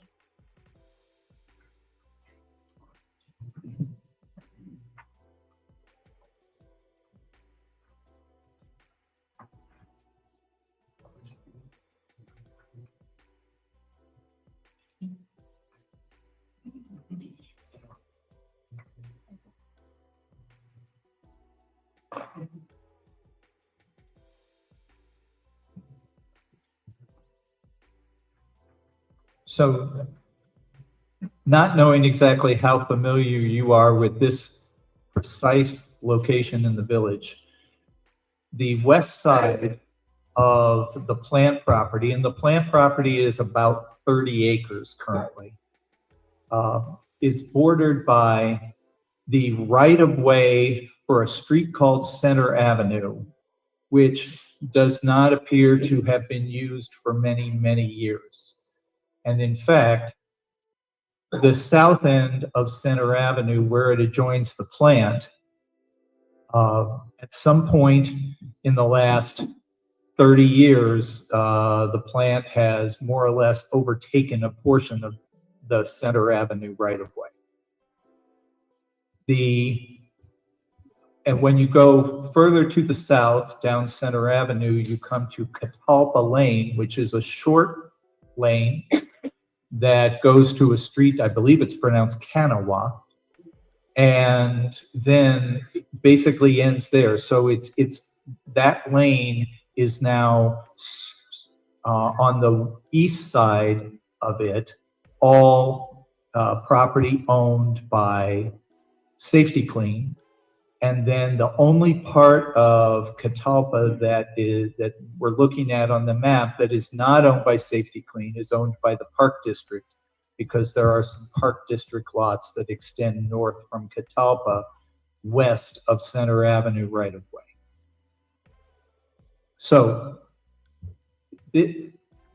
just to give you an idea of what we're talking about, the right of way that if you take from the point of Catalpa and go east and then go north on Center Avenue to the south line of 138th Street, that right of way is approximately 1.82 acres.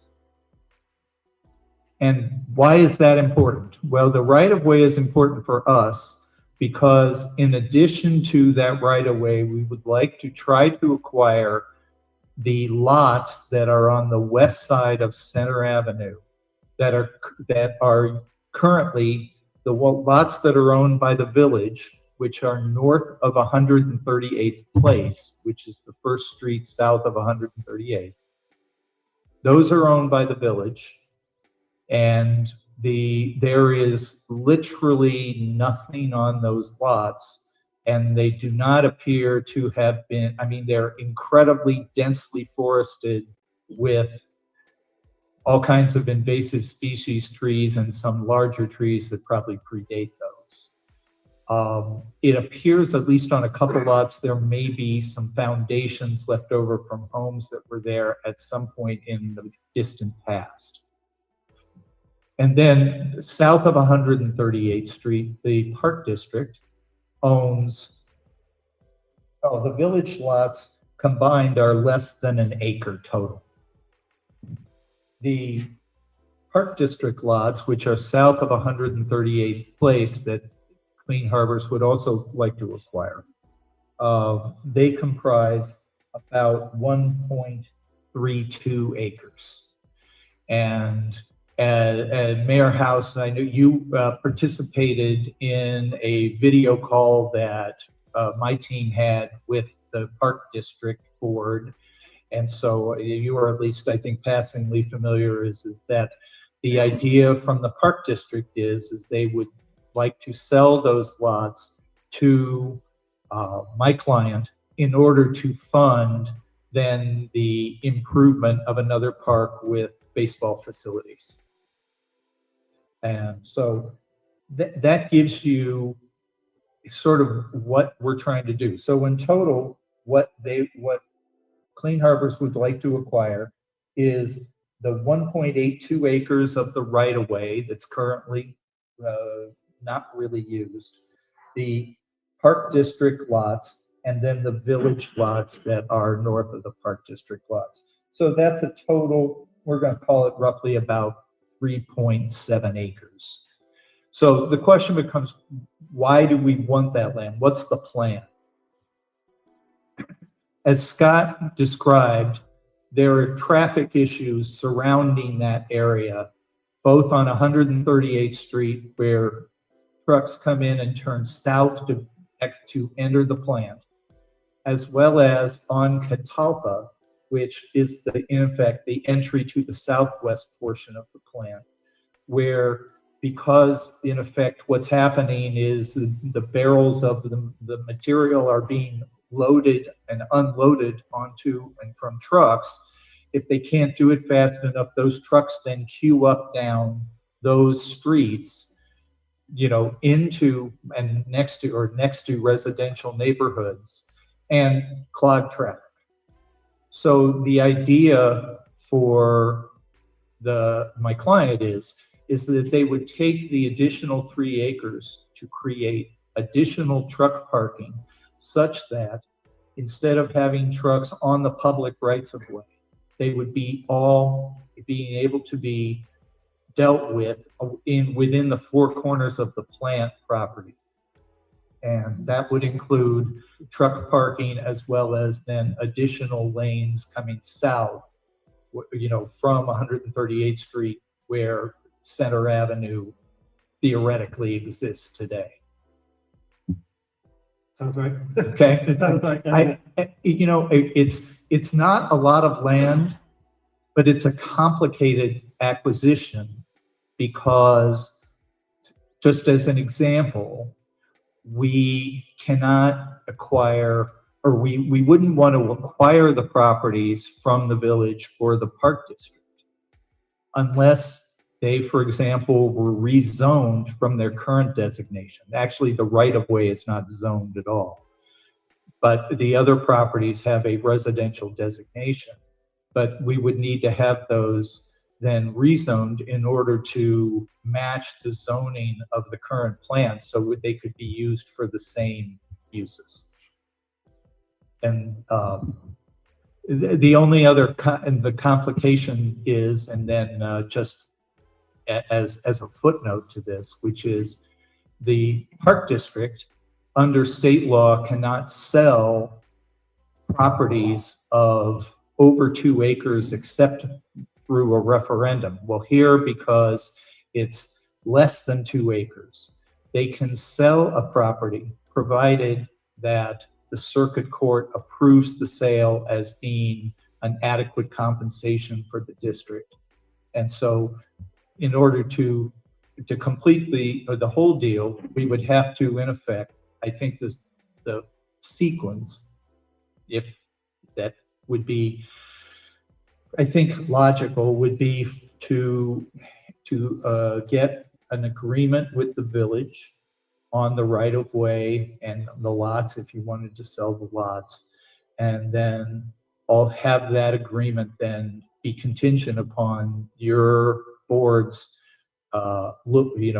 processing a rezoning request from us, and that once the rezoning request, if it were granted, then we could proceed with the purchase.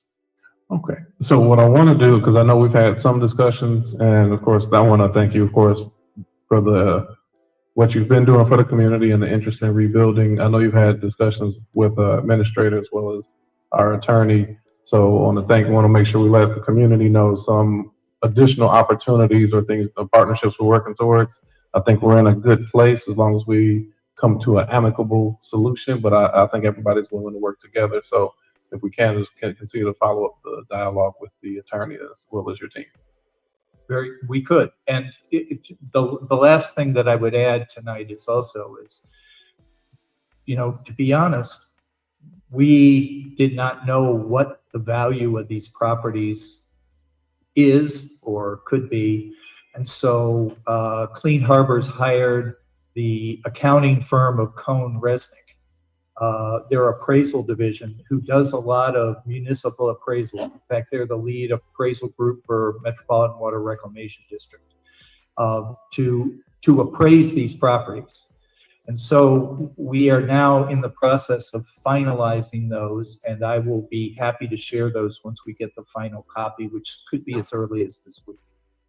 That'll be fantastic. We look forward to it. And then also for the community, we will be asking our media team to upload the presentation for viewing. Thank you very much. We appreciate your time. No, thanks for having us. We look forward to. I'm sorry. Everybody, Trustee Belcher had a question. Pending the request for rezoning and the purchase, whether the village and the park district, what is the anticipated time for this project? Well, you hold some of the keys to that. I mean, but what's your put it this way, I have been instructed by my client that if we could, we would love to try to get this done in calendar year 2025. Okay. And because once the property's there, and obviously, I mean, we're not going to just ask you to rezone it blindly. I mean, we have an engineering and planning firm on staff that has done some drawings, and largely it would create parking, but there also would be, I believe, 4 or 5 new loading docks built into an existing building down on the southwest corner. So we can provide that as we go along, and I'm just looking for, I'll get the appraisals to you, and then I would be looking to discuss with your attorney how we can proceed together and look at these issues. Okay, thank you. Great. Okay. All right. Thanks a lot. Let's give a round of applause, everybody. I just want to make sure we're all still in tune. Is it bedtime yet? It's not bedtime. Okay. Next up, we got items I, J, K, and L. Looks like the rest will be going in executive session. Oh, no, I'm sorry, I and J. If I can, I'll ask Attorney McGrath offer maybe just some updates on our litigation status, and then we'll go to I and J.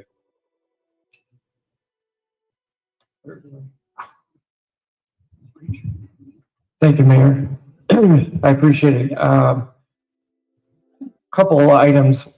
First, since Bert Olson was brought up earlier in the meeting, I would just like to note that he doesn't do any of the litigation for our office or for the village.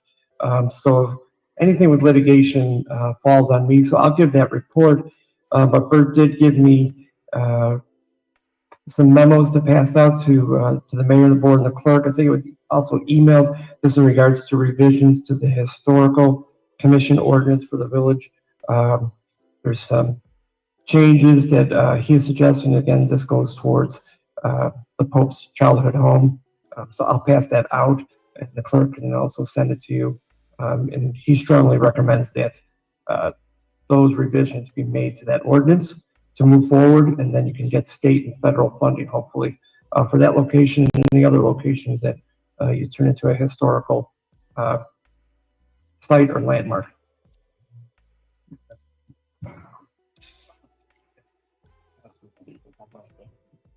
So Mayor, Board, and Clerk, and residents, because there were some comments about the litigation and what's going on here at the village, it's just coincidental. I told the mayor I'd like to give a brief report on the litigation and what's going on. Cliff Taylor was here earlier. He made mention of the new insurance policy. It's great that the village is going to save some money on their premiums and get a renewal.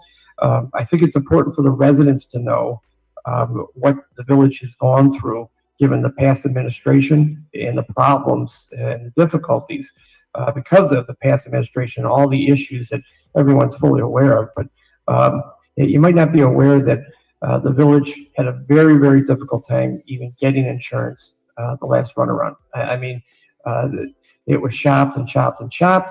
And so then Mr. Taylor was able to get a policy, but the policy is very expensive, really expensive for the amount of coverage that you got. And in practicing municipal law for over 20 years, they mandated something that I never heard of. They mandated that your former mayor was excluded from any coverage. So, you know, it's good. It's very unusual to be excluded from coverage, but then under the law, if in these lawsuits where she was named as a defendant or had some culpability in these lawsuits, you still have a duty to defend. So what that meant is that a number of cases, you would have 2, 3, sometimes 4 different law firms working on cases that it just didn't make sense. It doesn't make sense. We end up billing a lot of money and costing the village, the residents here, to defend a lot of these cases. So we've been working hard to try to get rid of a lot of these cases or to resolve them, particularly the ones that have multiple different law firms defending the village. You have former mayor, you have former village officials. Just so you know, Mr. Taylor also mentioned the SIR, which is the self-insured retention amount. You guys voted for option 2 today. That is, you're going to have a savings of 400,000 for your premium, but the SIR went up to 500,000. So the retention is basically a deductible for the village. So if there's a lawsuit filed against the village has to pay all legal defense costs, the attorneys, any court reporting, court appearances, transcripts, anything that goes into defending a lawsuit up to that 500,000. Previously, it was 350,000. So that's a lot of money that has to come out of the village coffers on all these cases. And this retention amount isn't a one lump sum for the year, like an automobile deductible. It's on each case. So if you have a lot of cases that are filed against the village that may only have value of, total exposure of 50,000, 100,000, 200,000, that all has to come out of the village coffers because the deductible is just not met. So the only way to get true, proper, better insurance for the village is to cut down on the number of cases, so you don't have all this retention money being spilled out on all these cases. And insurance companies and their adjusters, they'll look at how the performance of the village over time. So it's going to take a few years, unfortunately, for them to run your loss run reports to show that the village of Dolton is not as big of a risk to insure, and then you're going to get better rates, and hopefully the retention amount goes down in time, because even 350,000 was a lot per claim. Now it's going to be 500,000. So, a lot of municipalities, they have, it's usually around $25,000, $30,000, $50,000. And the good thing about that is that if you defend a case and, if you want to vigorously defend a case, you get to that amount. After that, the insurance company covers for the defense cost and the settlement. So right now, that's what's really bleeding the municipality, and that's why legal costs, not just at my firm, but at other firms, it's just costly. And the only way to resolve that is to get rid of cases. So that brings me to, through the last 3.5, 4 years, you've heard a lot about the litigation, and I believe that we've represented to you and the officials here that there was about 50 to 60 cases pending. I went back and I worked on it with my secretary today, and as of 3 years ago, there was actually 81 cases that were pending here at the Village of Dolton. 81 cases. When we took over, because the former law firm just withdrew because they weren't being paid, we were thrust to handle all these cases, and I can tell you that we didn't get a majority of the files from them. We had to recreate the files by going to the courthouse, pulling documents, calling the plaintiff's attorneys and asking for discovery and asking for reports and information. Not only is it embarrassing, but it's unprofessional. But we were able to put it together. So since when we took over all of those cases, I'm happy to report that we have resolved, either through winning on motions to dismiss, summary judgment, or settling. We have resolved 30 of those 81 cases, which, it's significant to get rid of that amount of cases. Currently, as we sit here today, there's 38 open cases. All those, a vast majority of those 30 cases that were resolved obviously dealt with the past administration, lawsuits that were filed against the past administration, things that did with employment violations of employees being fired and terminated and hiring the wrong people and not following policy and practice. A lot of those cases we resolved the best we could, the lowest amount that we could. But sometimes you probably have to, the village probably ended up paying a little bit more than what the case was worth. But again, when you think of the retention amount, and you're paying my law firm and paying another law firm and another law firm to go to court for statuses, to do depositions, it just doesn't make sense. So that's why we got rid of a lot of those cases, we're able to settle them. Out of the current 38 cases, I broke it down. 24 of the 38 cases, again, relate directly to the past administration and the officials or department heads that the past administration put into place. So it's still hanging out there. We're working on getting those resolved. Some of them, when there's extremely high demands to settle, you know, the village just doesn't have the money to settle that. And we'd like to write checks to everybody, but you can't do that. And then certain cases have certain value. In other cases, you're presented by demands from plaintiffs' attorneys. They're just completely outside the ballpark. And, you know, they're trying to do something for their client, but our job is to defend the village. And I think we're doing a real good job. And it just kind of goes to some of the earlier comments during public comment. And again, Bert has nothing to do with any of these. That's me and my litigation team. And I'm open to talking to any of the elected officials about the cases. So we are handling 24 of the 38 remaining cases that are open. The other 14, or strike that. The other 14 cases are your run-of-the-mill typical cases that are filed against municipalities when there's negligent cases, when somebody falls on a sidewalk and claims that the crack caused them to fall. There's some police cases, cases about benefits to different employees, just what you typically have in municipality type of disputes. Out of those 29 cases, there's 9 that are being handled by other law firms, not my law firm.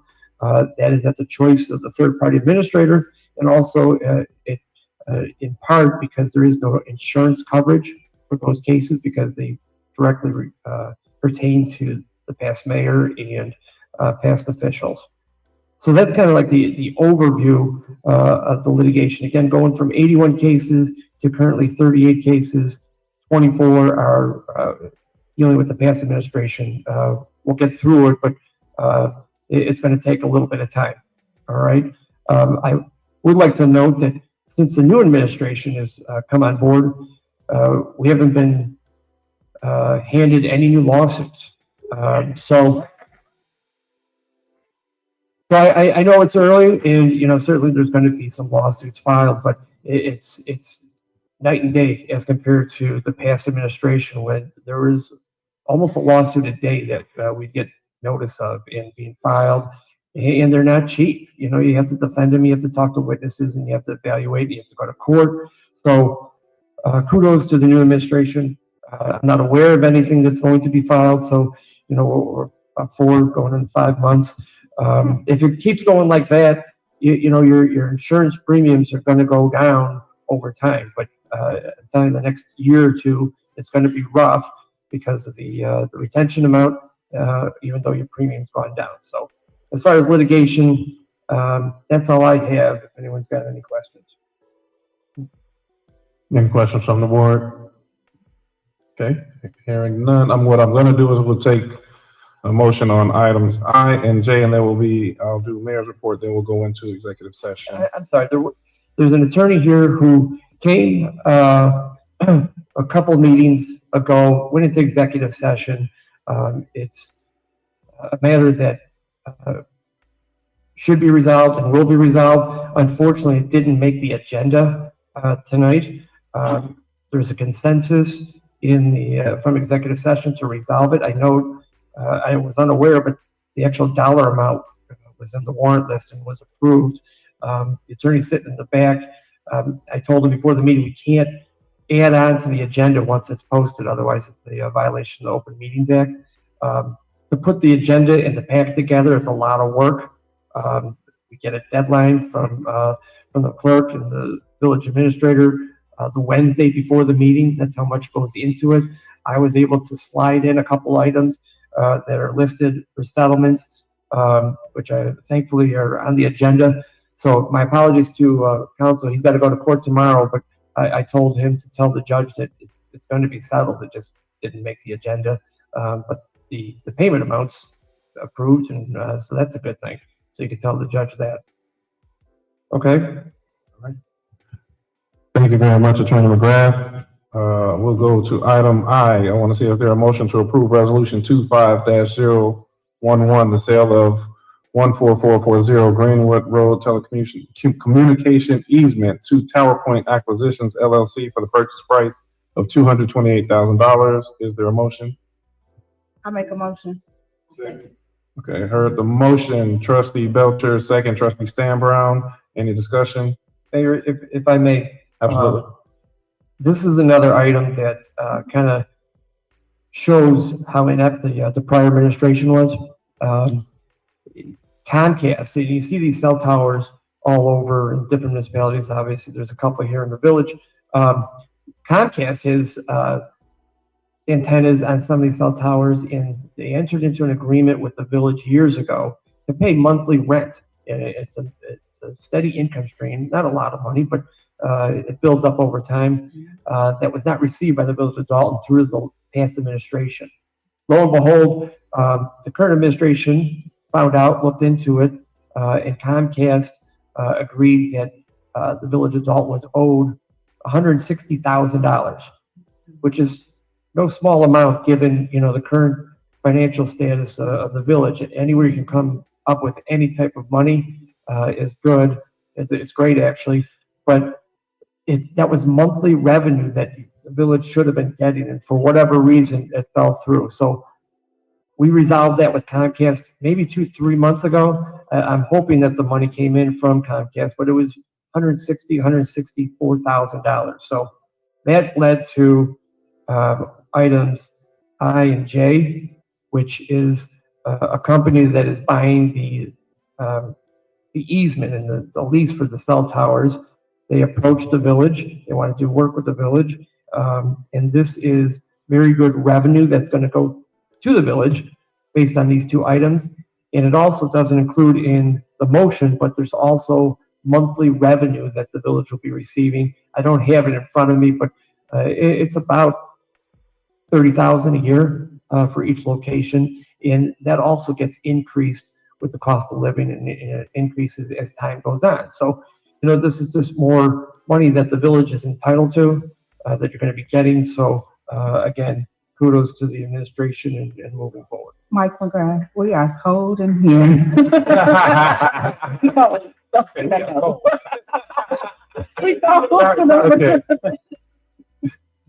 Okay. Any further discussion? And since Trustee Belcher's cold, whoever discusses next, I hope the next comment somebody stutters. Okay, hearing none, Clerk Key, please call the roll. Trustee Tammy Brown. Aye. Trustee Norwood. Aye. Trustee Stan Brown. Aye. Trustee Belcher. Aye. Trustee Steve. Aye. Trustee Holmes. Motion passed. Okay, item J, motion to approve the resolution 25-012 for the sale of 401 East 144th Street telecommunication easement to Tower Point Acquisitions for the purchase price $336,000. Is there a motion? So move. Is there a second? Second. Okay, motion Trustee Belcher, second Trustee Norwood. Any discussion? I would just note these closings are going to take place within the next 30 days. Closing to closing that within the next 30 days. Thank you very much. Clerk Key, please call the roll. Trustee Tammy Brown. Aye. Trustee Norwood. Aye. Trustee Stan Brown. Aye. Trustee Belcher. Aye. Trustee Steve. Aye. Trustee Holmes. Motion passed.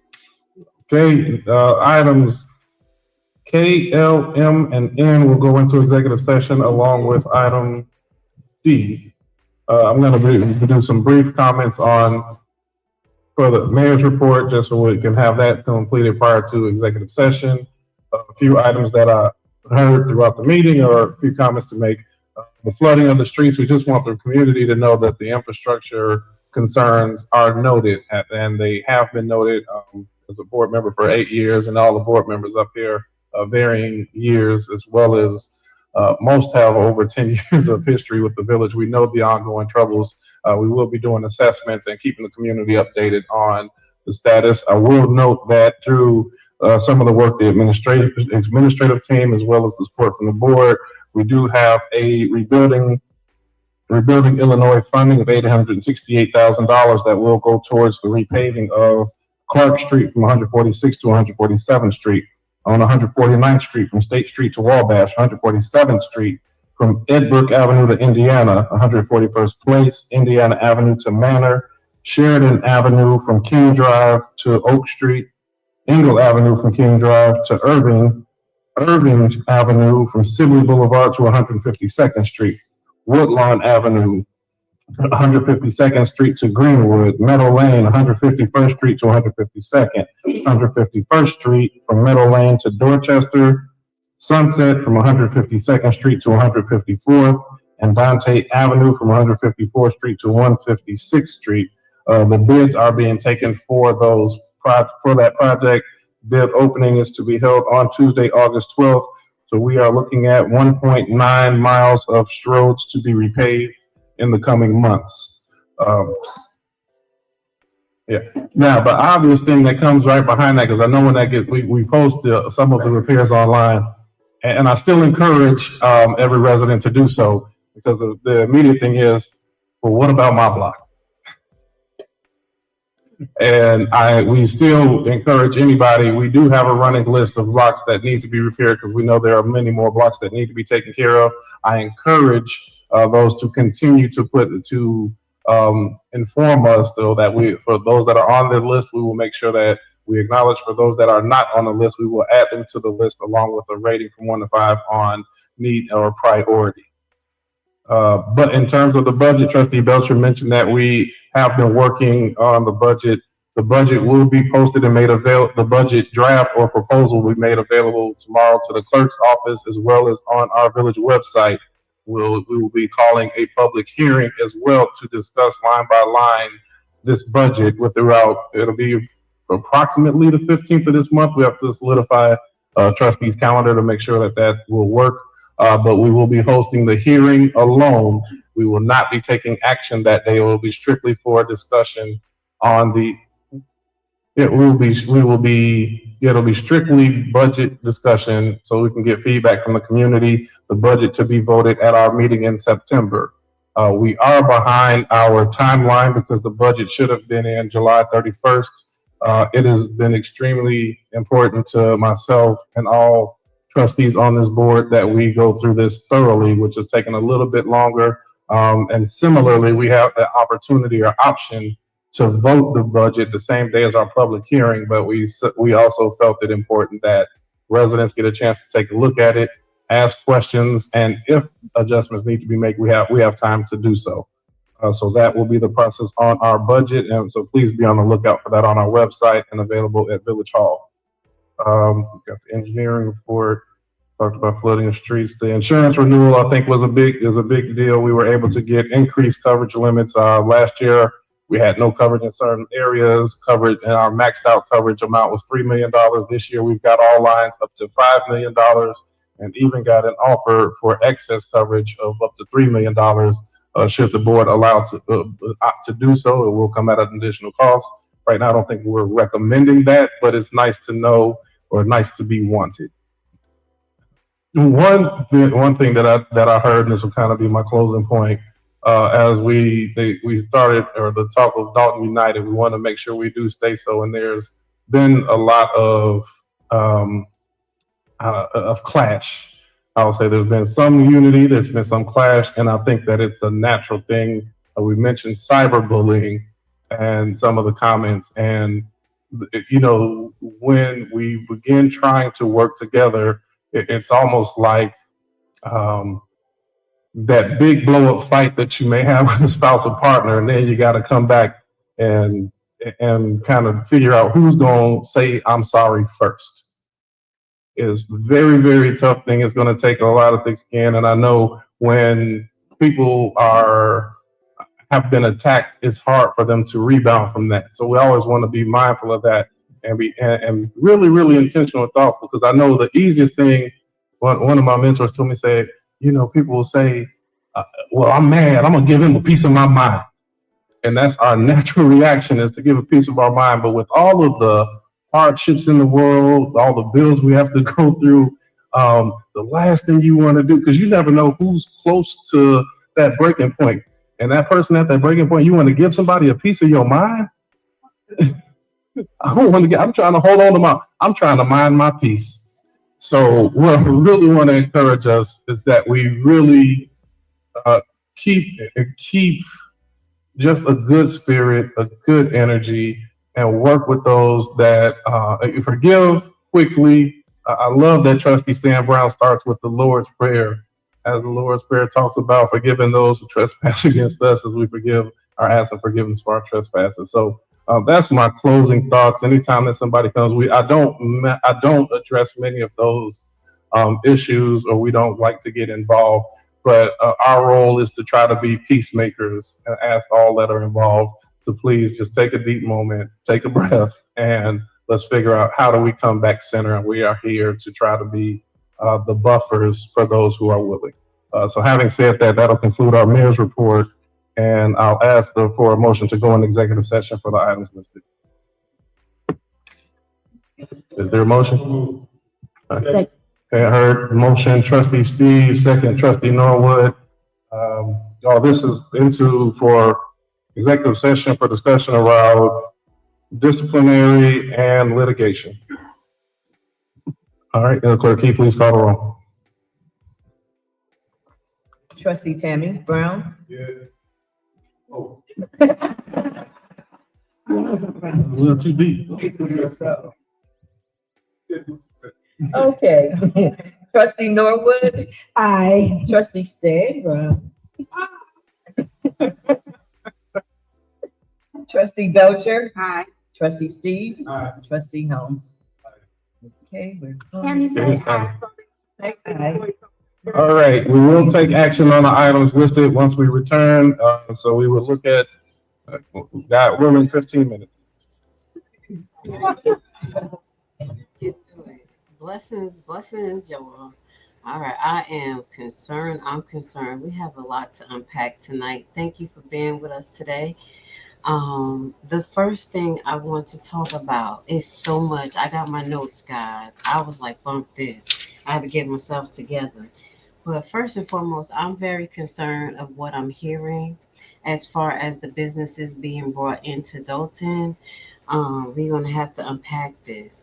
Now, let's put this on the screen real quick. We're going to put the agenda on the screen. Welcome to Uncensored Enlightenment Talk. If you don't know who I am Grace Levi.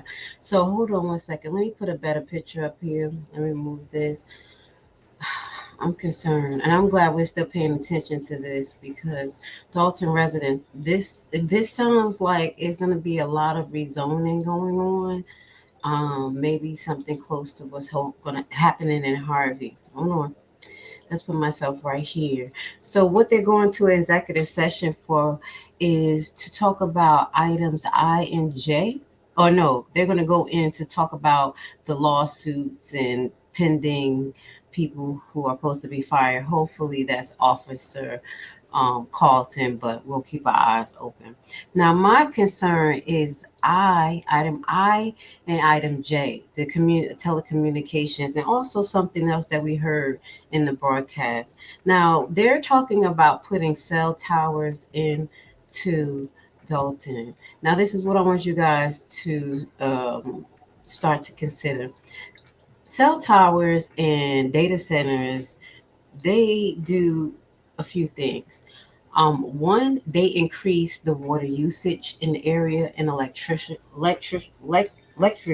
usage. I do apologize, and pose some health benefits. So I said, wait, let me just do a little research.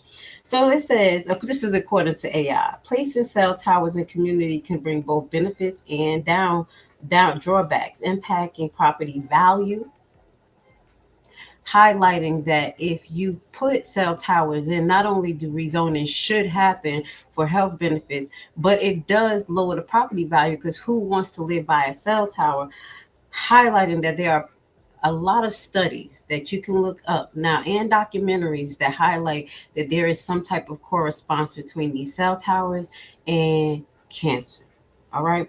It says, while they improve wireless communication, potential negative impacts includes reduce the property value, health concerns related to radiation, and visual and environmental disturbance. Some studies show that cell towers can negatively affect property value, particularly those located close to the tower. This is often due to the aesthetics concern and the prospective health risk. Okay, so health concern. Concern exists regarding the potential health effect of radio frequency. Radio frequency emanated by the cell towers. Studies have investigated potential links between RF, radio frequency exposure, and health issues like cancer, reproductive problems, and behavior issues. And we don't need any more behavior issues, guys. Research studies that living near cell towers may increase cancer risk and impact nervous system disturbance. Okay, so this was one of the things. Now let's just look at, y'all know I had to be nosy because I'm like, what address are these? Now you're gonna have to verify, but one of the address was 14440 Greenwood Road. Okay, so I did do a little research to see like where is it? What does it look like? And this was one. Let's get to it. So this is it. Let's go in. We're gonna.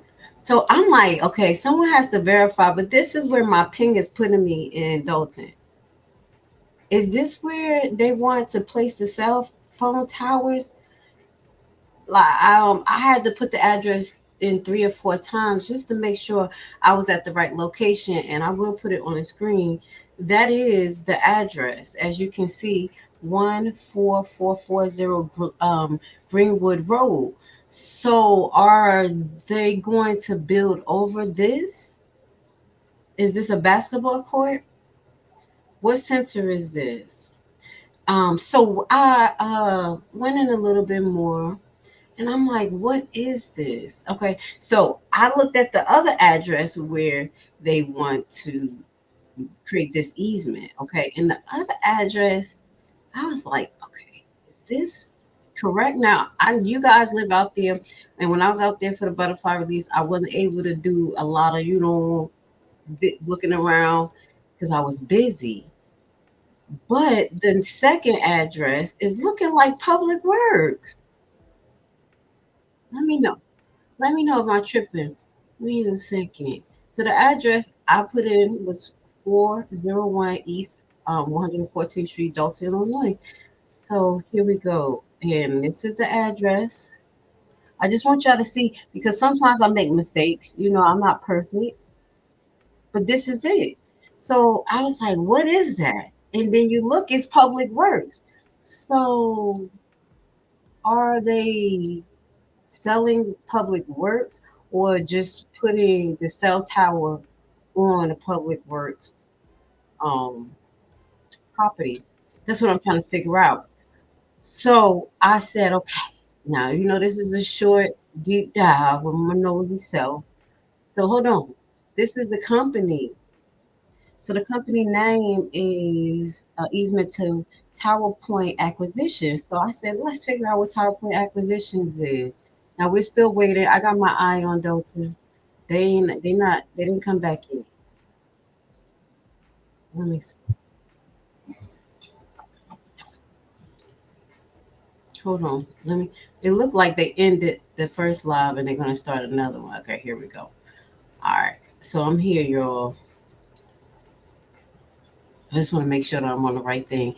Thank you for being with me tonight, y'all. I was like, we got to figure out what's going on because this is looking weird. So I pulled up the company's name and information just to see who are they, what do they do. So this is Tower Point. So the premier platform, unparalleled expertise. So 3 core offering driven by the same committee. So they do wireless services and they help build digital infrastructure. So what looks like is coming is the wireless real estate acquisition, or as we say, they may not acquire it, they buying it. Hold on. Because at first it said it's an easement. Let me just make sure, because easement is different. Wait. Yeah, okay, telecommunication easement. I just want to make sure we're looking at the right thing because buying the property is different from an easement.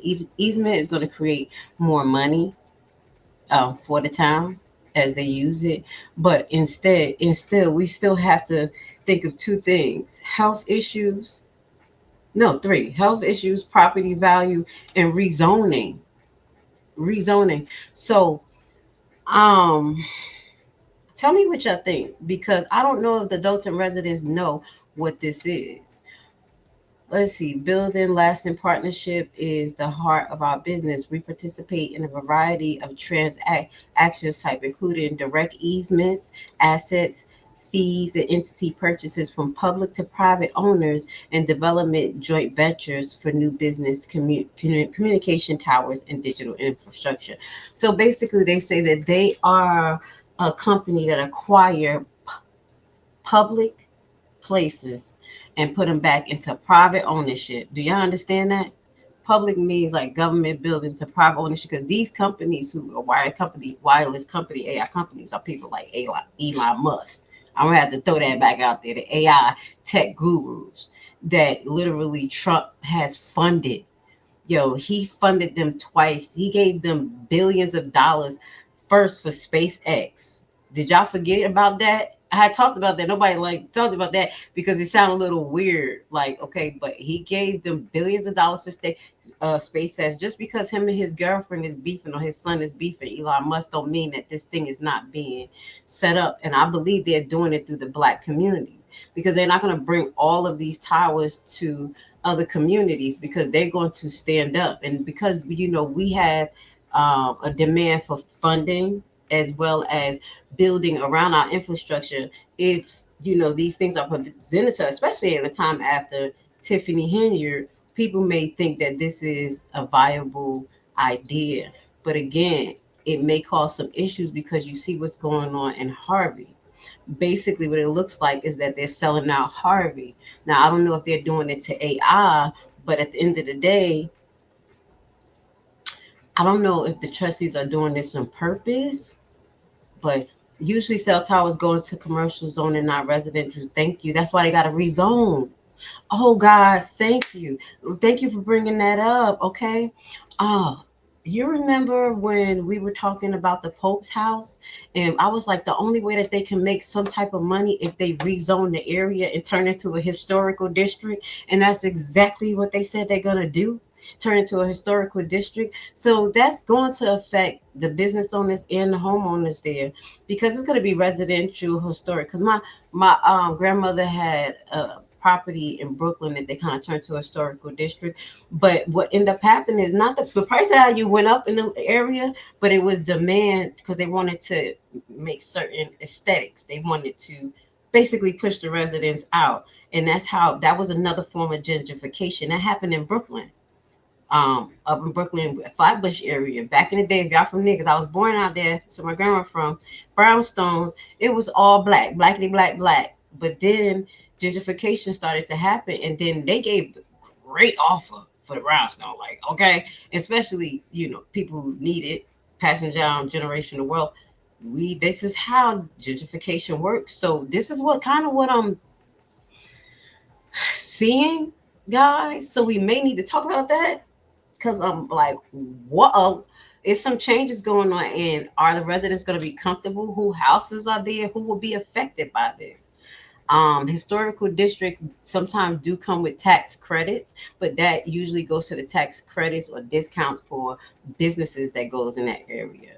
I'm going to double check, but usually homes in historical areas have higher tax brackets, because they try to charge a little extra for restoration or something like that. But let's just hope that I'm just overthinking. But I'm a little concerned. So, yeah. Also, while we still have a little break, because this will hit a few things that I'm concerned about. We're still waiting. They didn't come on yet. Let's remove this off the screen. One of the things they were talking about was a possible data center. That was another thing. Oh, so those two addresses, y'all let me know. The other address that we just showed you, which was 401 East 114th Street, Dolton, that looks like Public Works building. So are they going to create the easement on public works property? And what health risks or benefits, I don't think benefits, but what health risks would that have for the residents? And the workers. That's honestly what I'm thinking.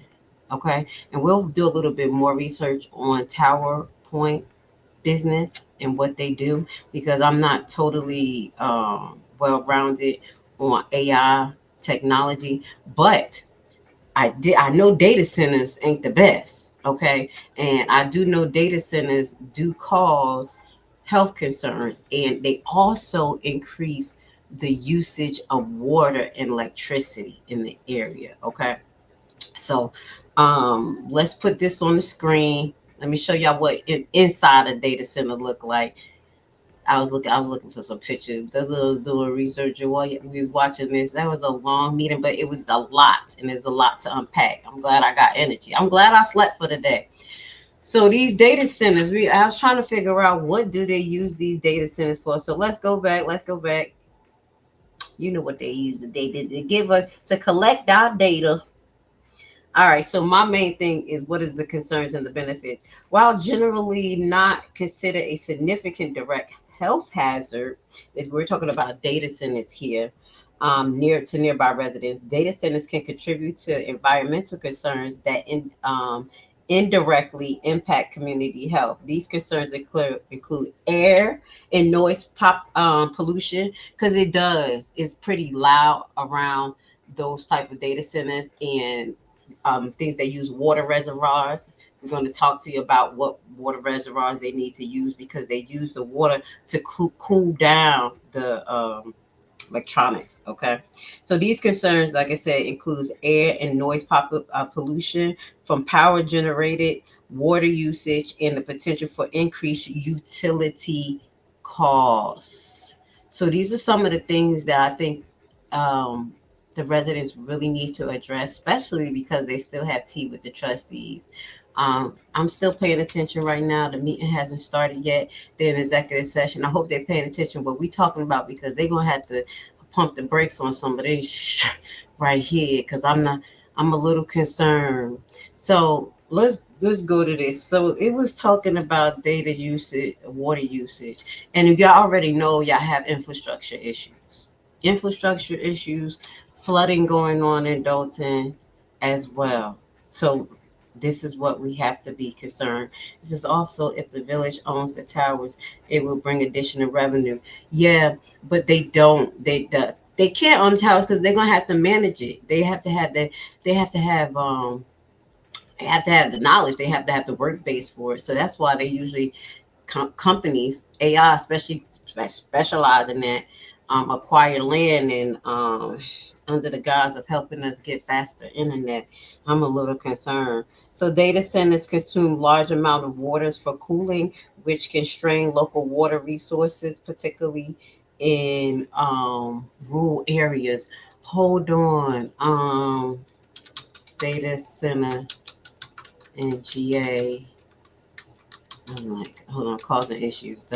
I don't know the name of it, but we have one in, I think it's in Georgia. It's the Amazon made it. Yep, here we go.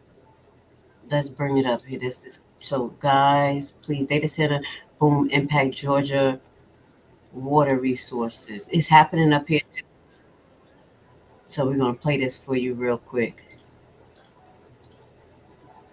I'm a little concerned. Shout out to the Dolton residents. Shout out to everybody in the audience. Thank you for being here. We're great. Easier to connect with. You know what we're going to do? We're going to keep you focused, as well as, pay attention to the messages. Well, a fast-growing tech industry is making its way to Georgia and is showing up in huge ways. It's running our devices, helping us get around, and even making our work and appointments a lot easier. But what price are we paying for all this progress? 11 Alive News investigates. Zach Merchant reveals the growing concerns about the strain data centers may put on our local water supplies. This is beautiful, and this is what we need more of. But Amy Sharma worries new developments put it at risk. Water is a finite resource. The executive director of the science advocacy group Science for Georgia says the threat sits inside massive warehouses, many hidden in plain sight. just miles from downtown Atlanta. They are hugely resource intensive. They're known as data centers.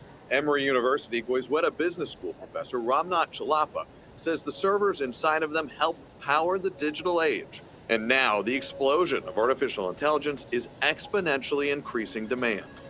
They form the fundamental backbone of the entire AI-driven economy. But all of that computing comes with a cost. One of the biggest inputs, Chalapa said, is water, used as part of many data centers' cooling systems. A large data center might use upwards of 200 million gallons annually. That's the equivalent of close to 2,000 homes, according to one EPA estimate. And Georgia is becoming one of the nation's leading states for data centers, according to Dan Diorio with the Data Center Coalition. Georgia's definitely in the top 3. State filings reviewed by 11 Alive News Investigates show developers have submitted proposals for at least 25 new data center projects across Georgia just since 2024, totaling more than 5.2 billion gallons of potential water usage each year. One of the latest projects, an enormous construction site here in Newton County. Dan Diorio estimates statewide roughly 100 data centers are either already online or are in active development, putting increasing demand on Georgia's water system. Diorio argues the data centers bring thousands of jobs, and the companies behind them have a financial incentive to use water resources carefully. Are data centers safe for the environment? Yes, I think so. So data centers are a highly efficient user of those inputs. But in a rapidly evolving industry, Chalapa says there are still questions about its impact on currently existing infrastructure. Because this infrastructure, this water table, and how we draw water from that was not built for this sudden surge in consumption. This new wave is here. We're not going back to a world where generative AI does not exist. We do need to invest in these data centers. The genie's out of the bottle. There's no way of putting it back or not going back in time. The challenge, he says, is to ensure the growing industry strikes the right balance between development of an essential technology and stewardship of the resources required to power it. The contrast ought not to be seen as a contrast, but ought to be seen as how do we accomplish both of those elements. My biggest worry is that currently we're not paying attention. For the sake of places like these, she hopes that changes. Zach Merchant. Now, wait, we got to keep in mind that these data centers, they're put in the hearts of not only Black communities, but in states that's not close to water reservoirs. So I'm like, wait, where are you getting all of the water from? And you already, and that will heighten the water consumption issues and infrastructure, because at the end of the day, they have to make sure that the residents are still secure receiving water. This was one of the things that I'm trying to look for the video, but there was a video of I can't drink water. Here we go. Nah, I can't play this real quick because that's the BBC. But not only was the water pressure extremely low, but the water was brown. Hold up. So I don't, y'all know I got the 8-ball, got that tongue. Y'all got to jump on it now because this may be an issue. It looks like they're setting up shop in Dolton. Not only are you seeing the towers come in, but they made an offer basically for like a data center. Okay, solar business owner. So that and that is why I'm showing you the data center, because that presentation that they showed was from a data center, the guy, but I didn't know his I didn't catch the name, so I'm gonna look to replay it real quick. But let's just put this up. The use is the comprehensive guide. Let's look at what they trying to acquire a lot of land. That's why that guy was talking about acquiring land, and I gotta relook at it because what's he talking about, the library board, what is it, or the parks being involved, having some issue. They already talking in legal terms and no one even said yes yet. But this is what a data center is. That's what this guy is trying to present to you guys. Okay, so data center, and they have issues with, like I said, water usage, noise pollution. Operation can back up generators and cooling system can generate noise, potentially impacting nearby residents. Also, increase in substantial energy demand of data centers may lead to an increased electrical costs for residents and businesses. All right. Indirect impact. Okay, I'm just putting this up there because I'm going to read this to you. It says respiratory problem. Air pollution from data centers, especially when combined with other sources, can worsen existing respiratory conditions like asthma. Okay. Don't worry, I'm keeping my eyes on the meeting, waiting for them to come out of executive session. They have some explaining to do. It can also increase cardiovascular issues as well as mental health issues. Okay, it says noise pollution and potential increase in electricity costs can contribute to stress and anxiety, impacting mental health and well-being. I know that's right. I'm telling you, when people water bill go up, electricity bills, we be stressed out. But also, I'm thinking radio frequency. I don't care if it's just a data center. So this is some of the things that the residents could probably keep in the forefront of their mind of what they may see if all of this stuff go through. And you guys gonna have to consider how it would affect you. Look at this, y'all. Don't worry, I'm gonna do some more research. Look what I pulled up with my geeky stuff. I got y'all. I ain't leave y'all yet. Look, I'm over here like, what is going on? This is the other information I have pulled up, data center infrastructure diagram. So I'm going to look into it, and then I'm going to look into the areas that they're talking about. I got to listen to that guy presentation because he talked about some areas out there, and then we're going to cross reference. Okay. I'm on it like kryptonite. We focus, but there's a lot of things also to address throughout the whole meeting. Um, Safety clean. Okay, this is the set. This is them. All right, that data. Oh, this is the other one. Okay, so it's a data system, and then it's also a safety clean. We got time for it. This is my other concern. All right, so it says safety clean. I'm like, what is that? And basically, that's like a refinery company, a company that cleans stuff, that cleans refined oil and clean other stuff. What are they about to turn Dolton into? Because it don't sound like it's going to be residential. It does not sound like it is going to be residential. I think you guys may want to try to get in on the zoning meetings with Miss Brown because something is happening. So this is safety clean. All right, let's look at it real quick. Use oil safety. So I looked up what safety clean does. Hold on a second. Safety Clean is the leading provider of environmental services at oil refinery and responsible cleaning solutions. So let's take this one off real quick. I found it. That's why I kept saying, y'all, I'm a little concerned. I'm a little concerned. I'm not laughing, but I was there like in the audience, like, I'm concerned, y'all. What is going on? And thank God we didn't let little Daryl come and make a big deal in the issue because at least we could pay attention to what's going on because he's such a distraction.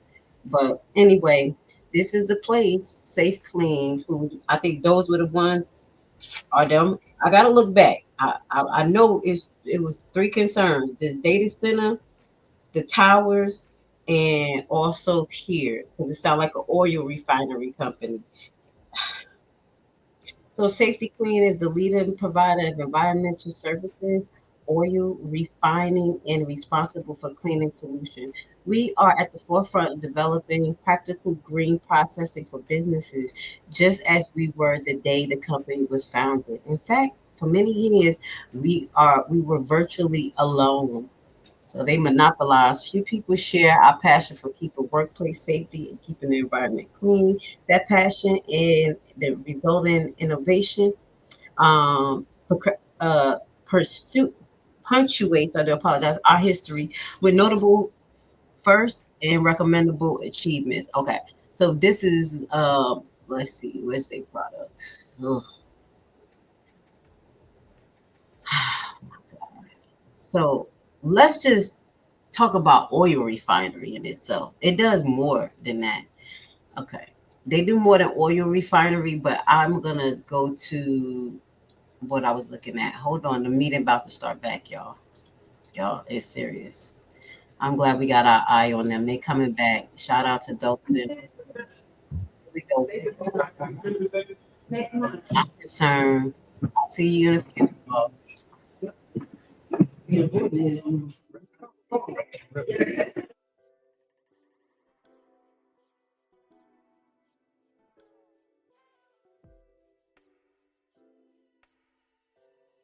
Okay, I want to see, is there a motion to come back from executive session? Second. I'm good. Heard motion, trustee Belcher, second by trustee Stan Brown. Right, Clerk Key? Trustee Tammy Brown. Present. Trustee Norwood. Present. Trustee Stan Brown. Present. Trustee Belcher. Here. Trustee Steve. Present. Trustee Holmes left and absent. Meeting resumed at 9:10 p.m. Okay, I'm gonna ask if we can do a motion to combine items D, K, L, M, and N and a consent vote. Is Second. hearing a motion by trustee Belcher, second by trustee Norwood for combining items D, K, L, M, and N. Clerk Key, please call the roll. Trustee Tammy Brown. Aye. Trustee Norwood. Aye. Trustee Stan Brown. Aye. Trustee Belcher. Trustee Steve. Aye.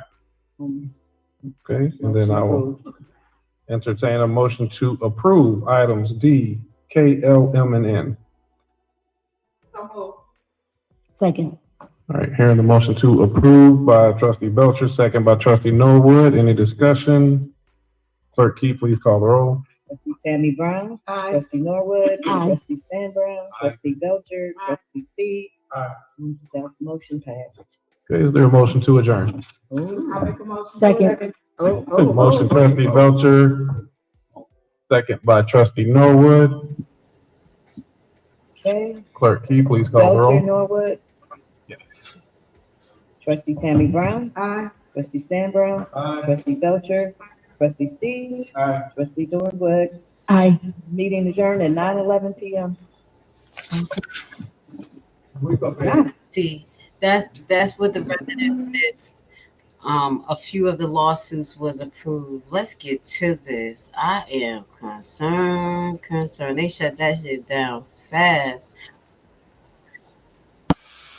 Thank you for being here. Now, this is what I wanted to go over. We got a lot to unpack. If y'all concerned like me, y'all concerned. I'm concerned. All right, so let's just say this. I'm gonna just throw that out there. Thank God little Daryl didn't come and bust up everything. I think he's looking for another opportunity to come back into something because he's totally lost at this point. My man is manic. He's jumping from thing to thing.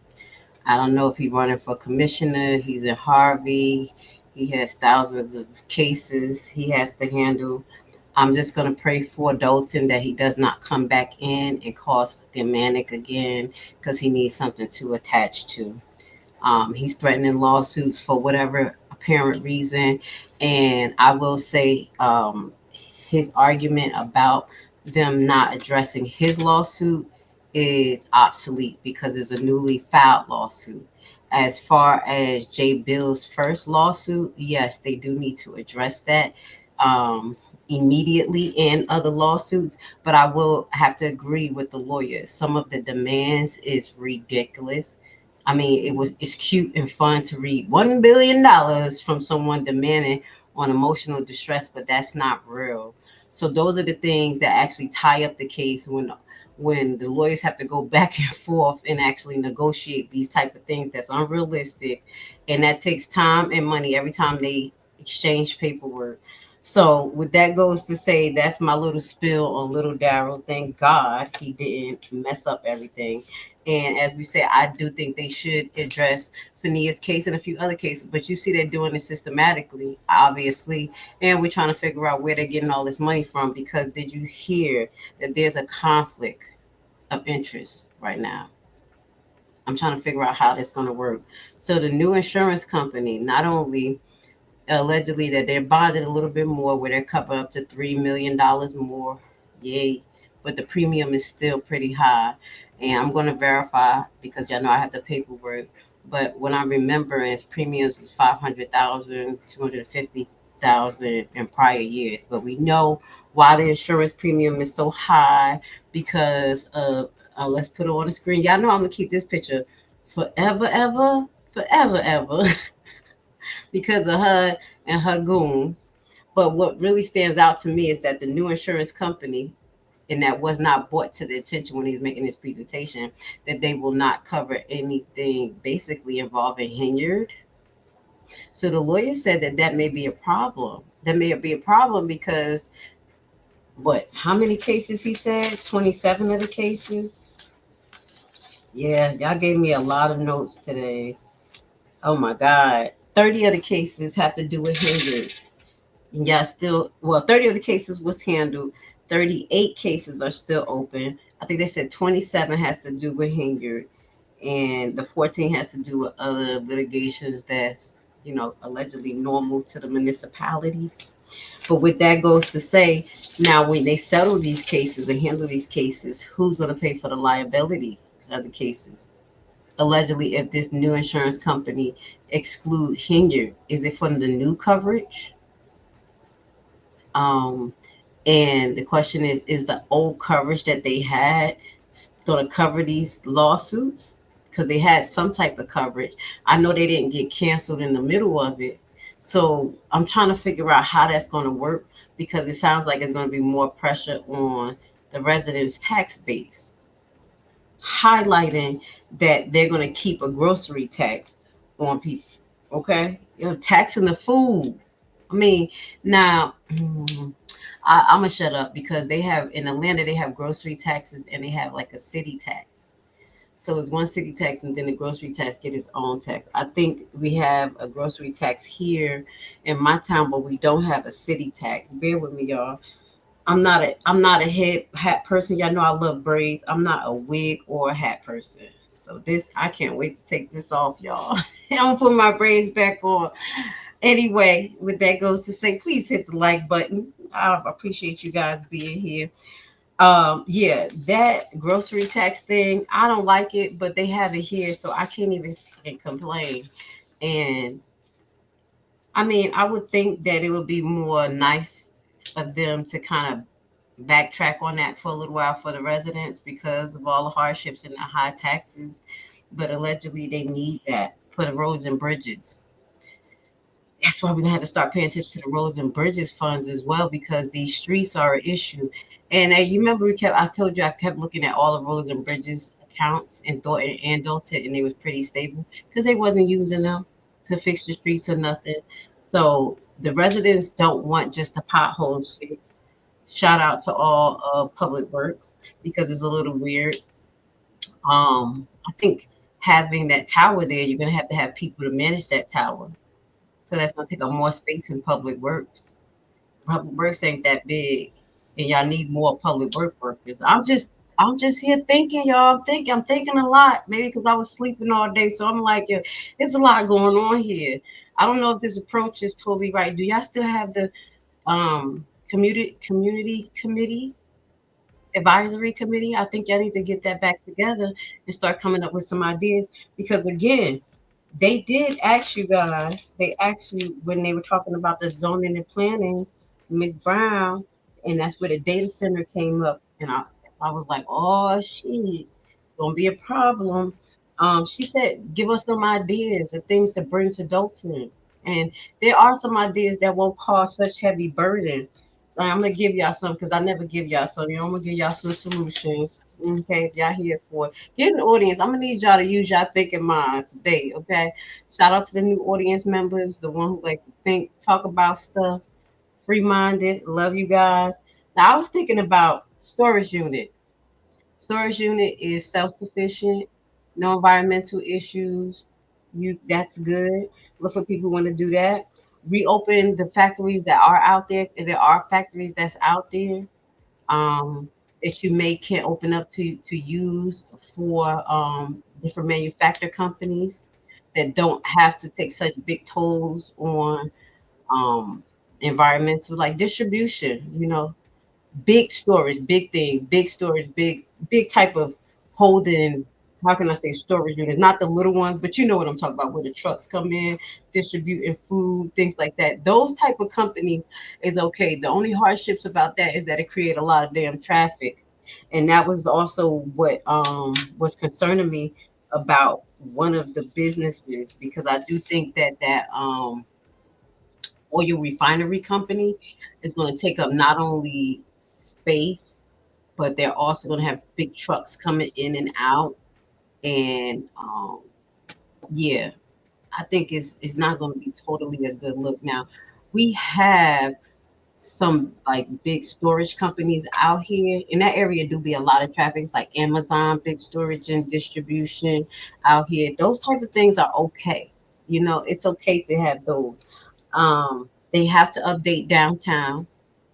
Updating downtown. Now I know I kept pushing for community-based businesses, and they have to open up to community-based businesses. You guys gotta go out there and try to get the grants and the loans you need to try to open businesses. But they also have to open up to community service businesses that's kind of mom and pop, like commercial. So another grocery store. Shout out to Fresh and Fit. Oh shoot, I said Fresh and Fit. Y'all know what I'm talking. The Fresh Market, because they had the Fresh Market on the website now, so they promoting the Fresh Market. But a grocery store, definitely. Maybe like, I don't know if y'all got Kroger or Aldi's out there. That is something that would drive in traffic, especially because when I was out there, I was looking for Aldi's. Like, where my Aldi's at? I gotta get my special water. I don't drink all types of water, so they got no. My water is from Kroger, so they don't have Kroger out there to get my fluoride-free water. So I had to go get Aquafina, and they had it at Aldi's. I love Aldi's. Oh, excuse me. Those type of you know, more commercial based, but they're still good because Aldi's do a lot for the community. I'm mad at them right now, but car rental companies, they try to sock it to you. They bring in a lot of money. Okay, car rental companies not gonna cause environmental services issues. You know, y'all can do that. Bus companies, bus companies, small bus companies, not only ones for inside of the town, but people who actually provide bus services for community and other places. You see what I'm saying? Y'all want some ideas? Let it come up with some ideas, like, because right now the ideas that y'all have coming up, baby, Dolton is possibly going to be gentrified by AI. And then, but the bad thing is that it seems like the market value may go down, especially with excuse my slang, with towers. With towers, nobody want to buy houses by towers, and it is a big risk for cancer. Okay. Where else? Hospital. Y'all can try to get a hospital out there. Why not? They have a lot of community-based hospitals that y'all can get a hospital. Banks. Now, Dolton is not empty. I'm just gonna keep it real. I couldn't get it but I do have the clip. Tomorrow morning I will be putting the Lexus Butterfly release clips together. I was busy this week. I had to get back to it because I got bills to pay. You know what I'm saying? I'm not a drifter. I had to go to work. Thank God they didn't get. You know what I'm saying? Their little scheme didn't work. It won't work. But yeah, I didn't get a chance to put that together. But what I did see down in Dolton, the Sibley. Shout out to my fave. She said it right because I usually say Shelby. Sibley, Sibley Boulevard is be popping. It be popping at night. I was there. That's the first place that I went to. I went to Baba's restaurant when I first got out there. And it was 1 o'clock in the morning, and it was so many people out there. Oh, just heads up, y'all. We're gonna be keeping our eyes on Baba's. We're hearing some things about Baba's too. Baba's been popping. They've been opening a lot of places, making a lot of money, a lot of money. And what I'm hearing is that killings at Baba's is pretty typical, even at that Baba. So yeah, dun dun dun dun. So back to what I was talking about. I went down there, got some clips. send love to my baby girl. Then I'm looking around. I saw Pablo's, I saw Wilma's, I saw they all right next to each other. I was showing my son, like, look, I read the article. I said I read the case for this one, for this one, for this one, and it just was bringing it to life. They have a bowling ring down in Dolton. They turned up. They was turned up in the middle of the night. Now I was like, now I see what Alexis was out there. I got y'all. It is a little turn on Sibley. Okay, so they do have some stuff, but like I said, it's what you're bringing to the community. I was thinking of a David and Buster's. That's a more commercial control type of nightlife type thing. Do you see what I'm saying? It brings a lot of people. So when outsiders come, like me, I look for stuff like that. Like I look for regular stuff that I'm used to. Like, oh, let's go to David and Buster's, but we'll Google and see what's around. But I'm just saying, if you want some ideas, here's some ideas outside of bringing data centers, bringing towers. Come on, we got to do better. So please, guys, go to the zoning meeting. Go to the zoning meeting. I think it's important. All right, let's move on. I was taking notes, y'all. So what else we got? So they're talking about the street and the roads. They was talking about the concerned residents was talking about the abandoned houses, and that sounded like that was severely neglected. Like they've been supposed to move forward on houses that was not keeping their property together. Otherwise, giving them tickets, and then that's moving into a lien. And if those people don't pay it, then they acquire them daggone properties, and it's owned by the city. So I guess they're trying to figure out if what went through that process. If they do that process, who own the homes? I guess they still trying to figure this out. But at the end of the day, it's still not a good look because that was one of the things that was overlooked during the campaign just because somebody talked about it. Y'all see, I got to cut that out.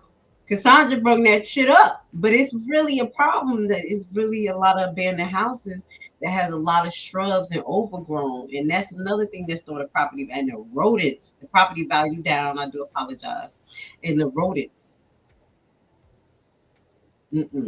Okay, so Steve even had to go out there. They said Steve and Edward Brown. Hold on, who was it? Edward Brown and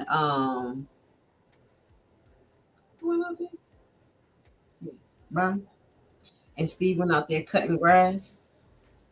I love to see that. Is it that bad that y'all don't have workers to go out there and cut the grass? That y'all elected officials have to go out there. Now I know that was a publicity stuff for Henyard, but we got to do something. We got to do something. Oh, I want to say shout out to Brittany. Was it Brittany?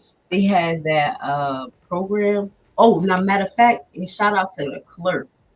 I want to say this, and I'm glad she brought this up. Shout out to the clerk Keys. Love you, girl. She brought up a program that I was like, oh, I love it because I did it when I was a child, where they had like 10 or 15 students come in and get to experience being in municipalities, different positions and things. See, I ended up going to like a lot. I went to the hospital because they had it at different locations in Newark. So I ended up going to the hospital and a library in the hospital, and I was there doing my summer. It was like a workforce summer program, and we received a stipend. But the thing was that they target students who had a certain GPA and a grade, you know, grade. Despite what y'all think, and the way I talk, I was a geek my whole life. I always got A's. So I used to go to these programs, and it was really good because I got to experience a lot. So I'm glad Ms. Keys brought that up and highlight the fact that the disparity that it was not Dolton students did. God be the glory that she said it wasn't. She was honest, and she said that they're going to get Dolton students because they did the same thing here in Fulton County, where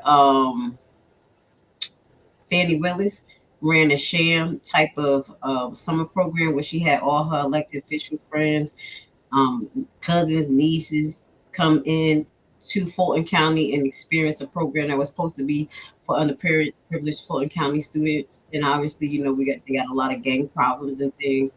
So that was a good program. I do think that the program should be expanded to people who may not always have the good grades, because a lot of the things I got to experience because I was a geek. I was a bad girl, but I was a geek. I was a bad girl, but I was a geek. Yeah, I used to do a lot of stuff like summer work programs. So shout out to Miss Keys for that.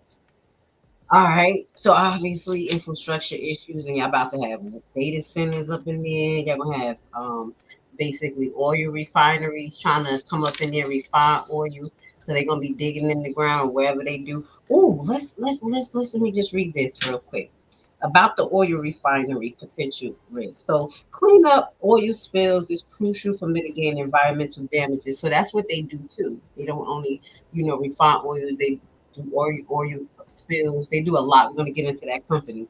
But it's important to acknowledge the potential health risks that's associated both for cleanup workers and nearby communities.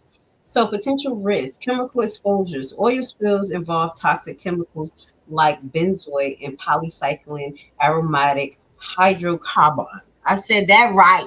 Okay, yep. I look how you should be able to pronounce out the long words. That's what we used to do in nursing school. Little words. I'm like, what's that? I'm just playing. Some of which are known as carcinogenic, which is cancer causing. Cleanup workers and residents living nearby is impacted can be exposed to inhalation of fumes or direct skin contact. This exposure has been linked to various health issues, including respiratory problems, headaches, nausea, skin rashes, and potential increased cancer risk in long term. Some studies have indicated that cleanup workers may experience long term alterations or worsen in their hematology. So that is like lymphoma, cancers like that, hepatic issues, um, pulmonary issues, and cardiac dysfunction.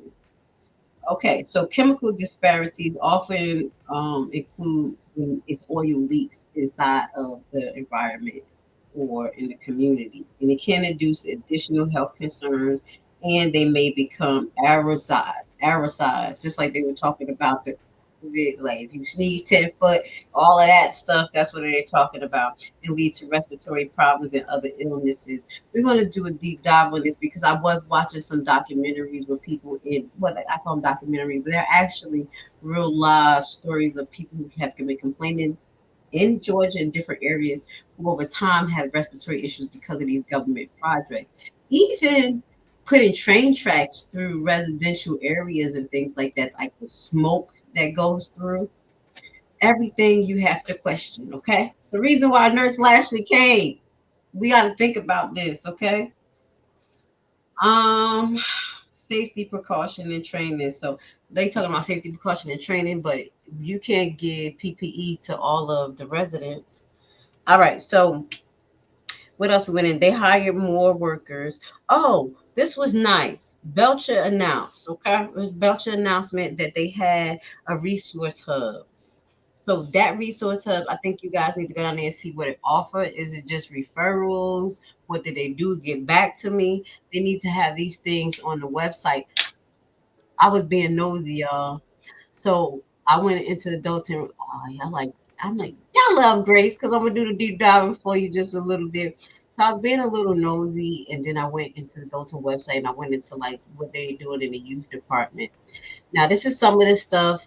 I don't have the time to go all into it, but I will say what I did not see. How you sign up? What are the ongoing programs? Like, do the after school program run through this? This is scholarship.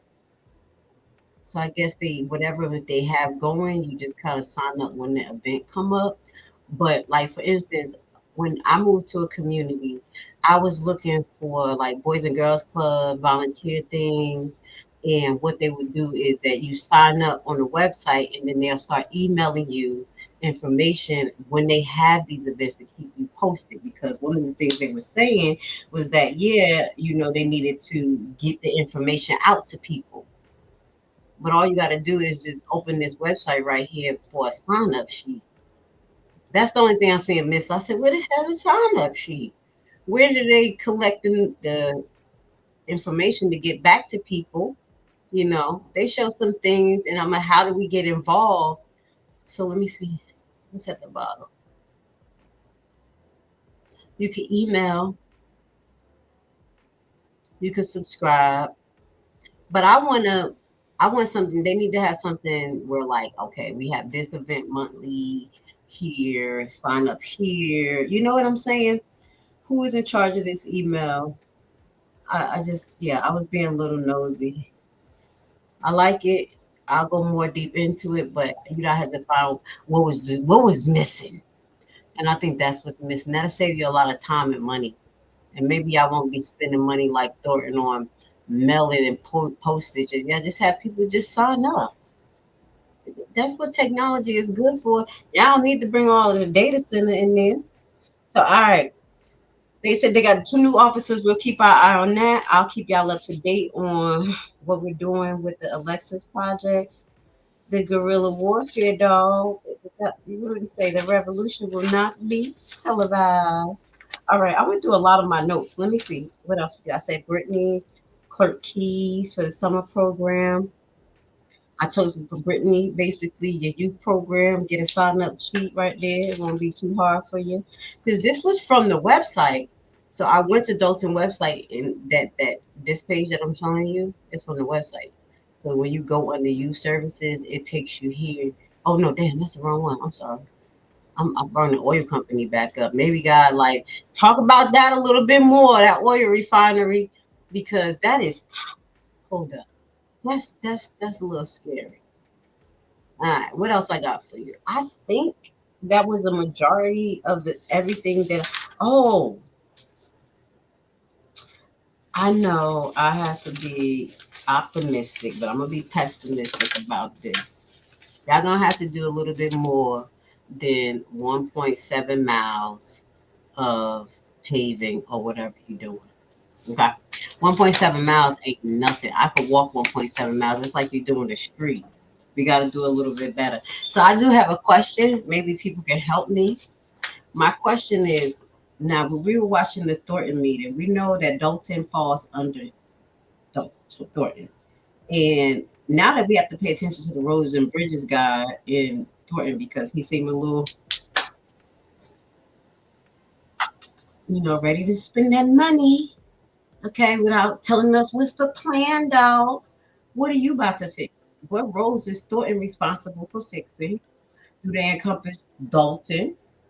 Can Dolton save some money? What is Cook County responsible for fixing because y'all pay taxes to them?